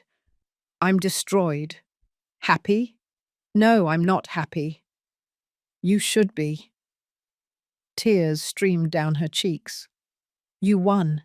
You were right. I was a terrible person. And now I have exactly what I deserve. Nothing. I didn't say anything. I just let her talk. Everything I touched was destroyed, she continued. Jackson hates me. My mum is fed up with me. I don't have real friends. I never did. I only had people who wanted something from me. And when I had nothing left to give, everyone left. Yes, her voice cracked. They left me, like I left Jackson, like I used everyone. She fell silent, wiping her tears with the hospital sheet. Do you know what the worst part is? She finally said. What? That you were right. You called me a thief. You told me I would end up alone. And I laughed. I thought you were a crazy old lady who didn't understand how the world worked. There were those words, crazy old lady, the same words she had screamed at me that day. But it turns out that you... She looked me straight in the eyes. You did understand. And I didn't. I didn't understand anything. There was a long silence. Why did you come? She asked in a small voice. Why did you come to see the person who hurt you so much? I asked myself the same question. Why had I come? Because I searched for the right words. Because despite everything, I don't want you to die. I don't want you to suffer anymore. You've suffered enough. The consequences of your actions have already arrived. So do you forgive me? Her eyes had a glimmer of hope. I thought about it. I really thought about it. I don't know, I said honestly. What you did still hurts me, but I wish you peace. I hope you learn, that you change, that you find a way to be happy without hurting others. Her tears grew heavier. I don't know if I can change. Everyone can change, if we truly want to. I got up from the chair. But it has to be your decision. Not for me. Not for Jackson. For you. I walked toward the door. Before leaving, I turned around. Tiffany, life always collects its debts. You are experiencing that now. But also, life gives second chances. If you truly change, if you truly become someone better, perhaps you will find the peace you were looking for. I didn't wait for a reply. I left that room. And when I closed that door, I felt like I was closing a chapter, not with hatred, not with revenge, but with understanding. The understanding that justice does not always come from the courts.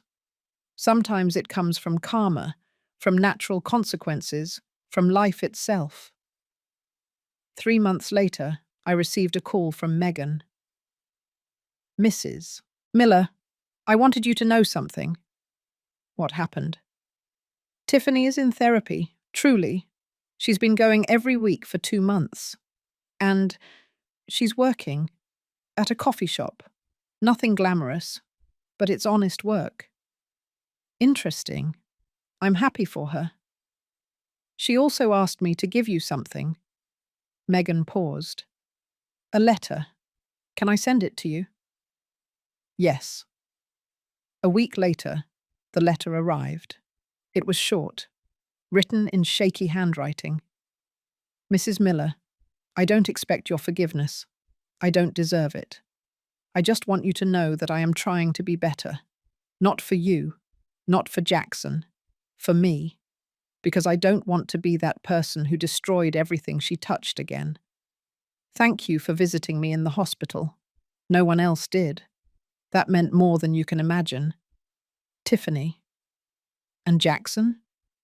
What happened to Jackson? I didn't hear from him for almost a year and a half, until one day, on a rainy Tuesday, someone knocked on my door. I opened it, and there he was. But it wasn't the Jackson I had known. It wasn't the spoiled child. It wasn't the man who robbed me. It was someone different, thin, with dark circles under his eyes, wearing simple, clean clothes, with the calloused hands of someone who works hard. Hello, Mum. His voice was trembling. Jackson, I know I shouldn't be here. I know I don't have the right. But his eyes filled with tears. I needed to see you. I needed to tell you. He broke down. He collapsed right there in the entrance of my house. And he cried. He cried like he hadn't in years. And I cried too. Because he was my son. And despite everything, he was still my son. But I didn't let him in. Not yet. Jackson, I said softly, you can't come in. Not yet. I know, he said, sobbing. I know, I just wanted to tell you I'm sorry, that I'm working, that I'm changing, that someday, if someday you can forgive me, I want to show you that I'm different. Are you in therapy? Yes, for 6 months, twice a week. Are you working honestly? Yes, in a restaurant. And studying at night. I want to finish a master's degree in administration, so I can be a better person. I looked at him. I really looked at him. And I saw something I hadn't seen in years. I saw my son, not the man Tiffany had created. I saw the boy I raised. Jackson, I said calmly, I'm glad you're changing. Really. But I need time. I need to see that this change is real, not just words. I understand. Maybe in a few months we can talk, have a coffee somewhere neutral, and talk for real. His eyes lit up. Really? Really, but calmly, step by step, no rush. Yes, whatever you say. He wiped his tears. Mum, thank you. Thank you for not closing the door completely. You are my son. You will always be my son. But I need to protect myself. And I need to see actions, not just words. I understand. And I promise I will show you that I've changed. He left, walking in the rain, with his shoulders slumped, but with something he didn't have before. Hope. That night, I sat in my living room, in my quiet house, in my house full of peace, and I thought about everything that had happened. Tiffany alone in a hospital, then working in a coffee shop, trying to rebuild herself. Jackson working 2 jobs, going to therapy, trying to be better. The natural consequences. I hadn't destroyed them. They had done it themselves. And now they were paying the price. Not because I wanted it, not because I had done anything, but because life always collects its debts.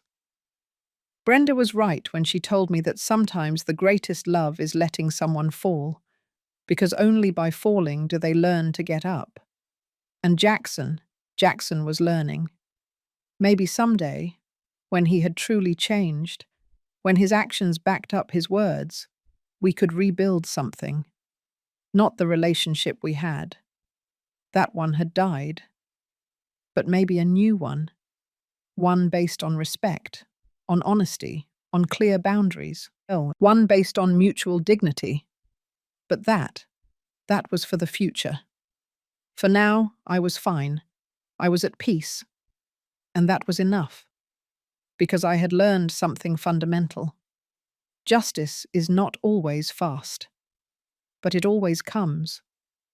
Not with revenge, not with punishment from your hand, but with the natural consequences of one's own actions. Tiffany called me a crazy old lady. She told me I would die alone. She told me she would win everything. And years later, she was the one who ended up alone in a hospital. She was the one who lost everything. She was the one who faced the emptiness. Not because I did it to her, but because life always collects its debts. And I just had to wait and protect myself and live my life with dignity. The rest, karma did it. Today I turn 60 years old, 60 years of life, 60 years of learning, 60 years of falling and getting up. I am sitting on my patio, the same patio I replanted 2 years ago. The bougainvillea are blooming, pink, purple, orange, like a garden reborn from the ashes. Like me. I have a cup of coffee in my hands, French roast coffee with cinnamon, the same one my mother taught me to make. And I am at peace, complete peace. It is not the peace of one who has not suffered. It is the peace of one who suffered and survived. 2.5 years have passed since the day I kicked Jackson and Tiffany out of my house. 2.5 years that changed my life forever. The Ellie Fund has grown. It's not just me anymore. We now have 3 volunteer lawyers, a psychologist, and we have helped 42 women. 42 women who were where I was. Trapped, manipulated, lost in houses that stopped being homes. And each of them found her way back to herself. Last week, one of them visited me. Her name is Patricia. She is 55 years old. Her story was similar to mine. An adult son who lived with her. A daughter-in-law who treated her like a servant. Years of emotional abuse. She came to my door crying a year ago, not knowing what to do. And last week she came in smiling. "Mrs. Eleanor," she said to me, "I got my house back. I got my life back. And it's all thanks to you." "It wasn't thanks to me," I told her. "It was thanks to you. You had the courage to say enough. But you showed me the way. You showed me that I wasn't crazy, that I had a right to my own dignity." Those words filled me, more than any money, more than any material thing, because that was my legacy. It wasn't the house, it wasn't the savings, it wasn't anything I could touch. It was the hope I gave to other women. My relationship with Jackson has changed. It's not what it was. It will never be what it was. And that's okay. After that rainy afternoon when he showed up at my door, we started talking. Slowly, carefully.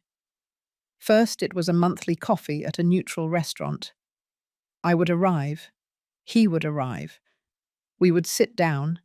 We would talk for an hour. At first, it was awkward. There was so much pain, so much history. But little by little, we started to rebuild something. Not the mother-son relationship we had. That had died. But something new, something more honest, something based on mutual respect. Jackson continued in therapy. He's been going for almost 2 years now. He tells me about what he's learning, about how he's changing his patterns. "Mum," he told me 2 months ago, "my therapist made me see something.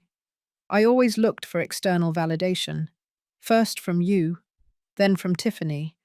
I always needed someone to tell me I was enough. And because of that, I lost myself. You were right. And now? I asked. Now I'm learning to validate myself, to know that I am enough without needing someone else to tell me. Those words gave me hope. Hope that he was really changing, not for me, not to get back to me, but for himself. He finished his master's degree. He now works as a manager at a medium-sized company. Nothing glamorous, but it's honest work. Work that gives him dignity. He lives in a small but clean apartment. I visited him once. Just once.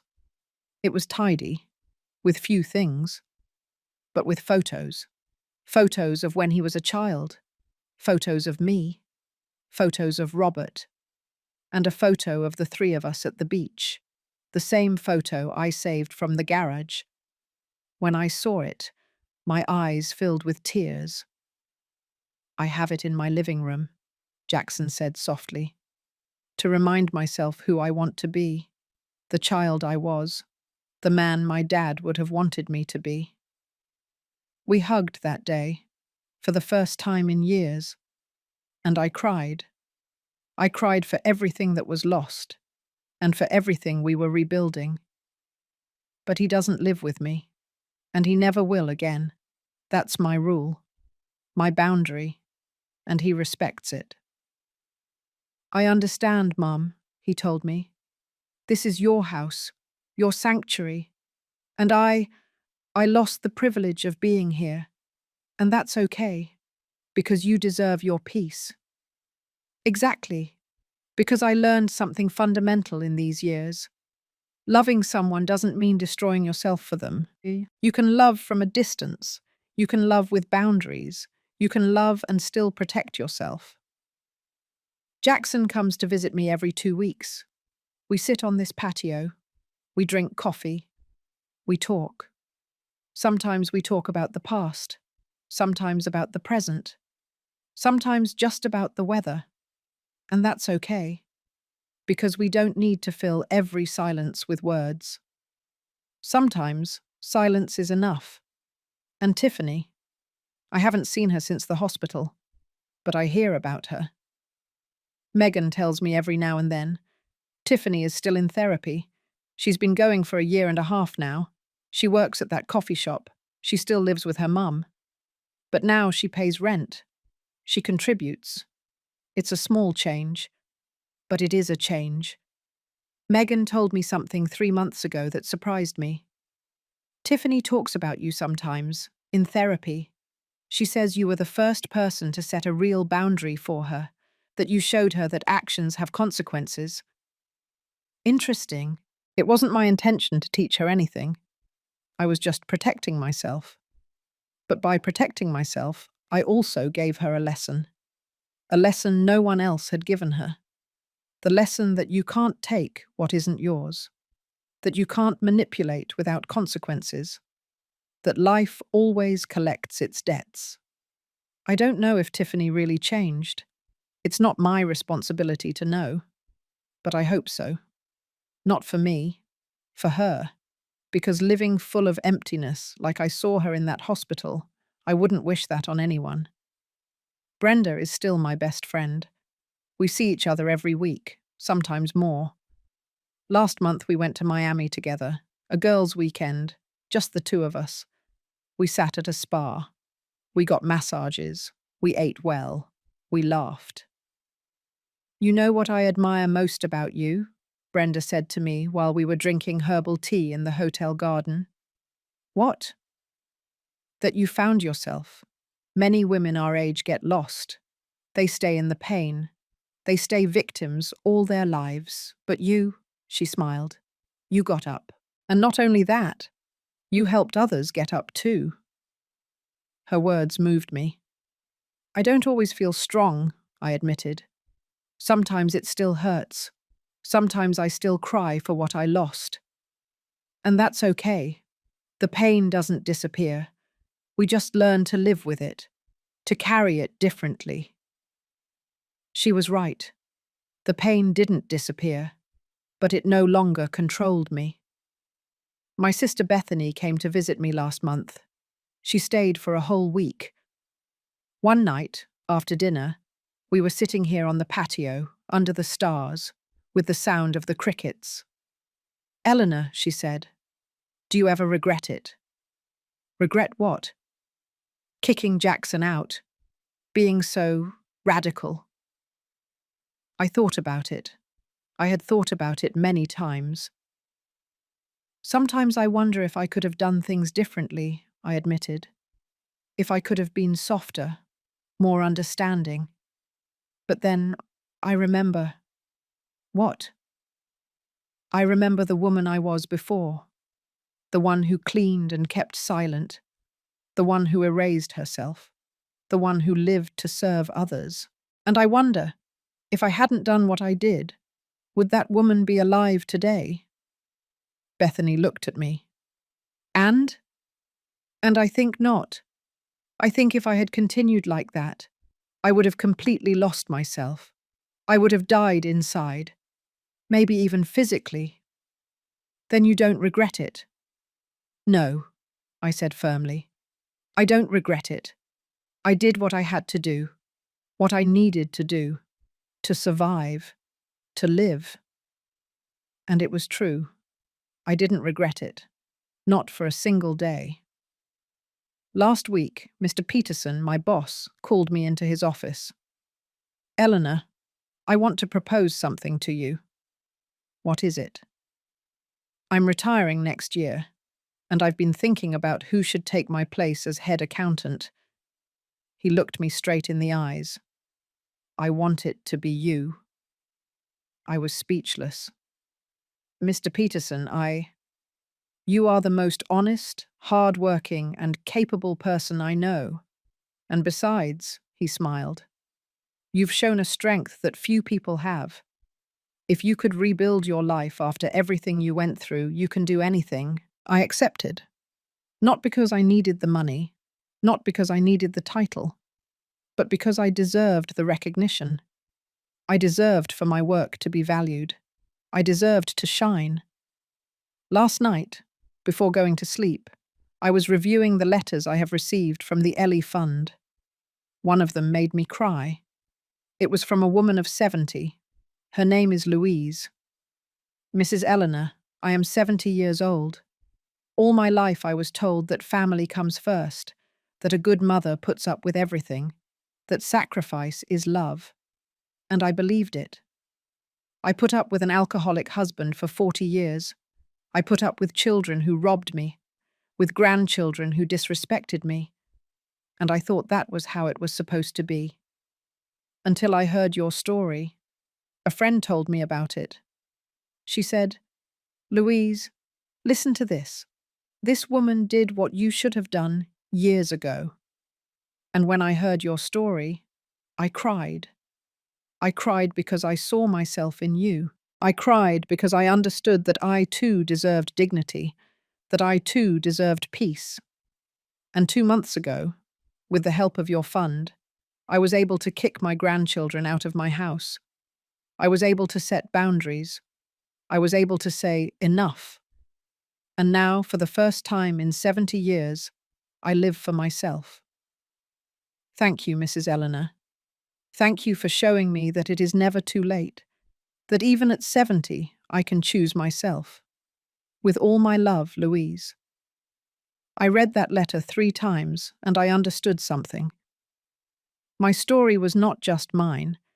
It was the story of all the women who had ever felt invisible, who had ever believed that loving meant disappearing, who had ever thought that it was too late to change. And if my pain, my story, my decision could help even one woman, then everything had been worth it. This morning, on my birthday, I woke up early. I made my French roast coffee. I sat on this patio and thought about the whole journey. I thought about the Eleanor of 3 years ago, the one who cleaned, the one who kept silent, the one who made herself small so others could be great. That Eleanor no longer exists, and I don't miss her, because in her place a new Eleanor was born, one who knows her worth, one who knows how to set boundaries, one who understands that self-love is not selfishness, it is survival. Jackson arrived an hour ago with a small cake with a candle shaped like the number 60. "Happy birthday, Mum," he said with a smile. I invited him in, but only to the patio, not the house. Some boundaries remain. We cut the cake, we talked, we laughed. And at one point he looked at me and said, "Mum, I know I'll never be able to completely fix what I did. I know that. But I want you to know that you saved me." Me? Yes. When you kicked me out, when you showed me that my actions had consequences, you saved me from myself. Because if you had continued to allow it, I never would have changed. I would have become a horrible man. And you had the courage to stop me. His words reached my soul. I didn't do it to save you, Jackson. I did it to save myself. I know that. But by saving yourself, you also saved me. We hugged, and in that embrace I felt something I hadn't felt in years. It wasn't the unconditional love from before, it was something more solid, more real. It was mutual respect. Now, as the sun sets over my patio, as I watch the bougainvillea sway in the wind, as I hold this cup of coffee that has gone cold, I think of you. Yes, you, the person who is listening to this story. Maybe you're in a similar situation. Maybe you have a son who disrespects you, a daughter-in-law who manipulates you, a relative who robs you, a life that is no longer yours. And maybe, like me, you have told yourself 1,000 times, "But it's my family, but I can't abandon them." But what will people say? And I want to tell you something that took me 60 years to learn. Family is not who shares your blood. Family is who respects your soul.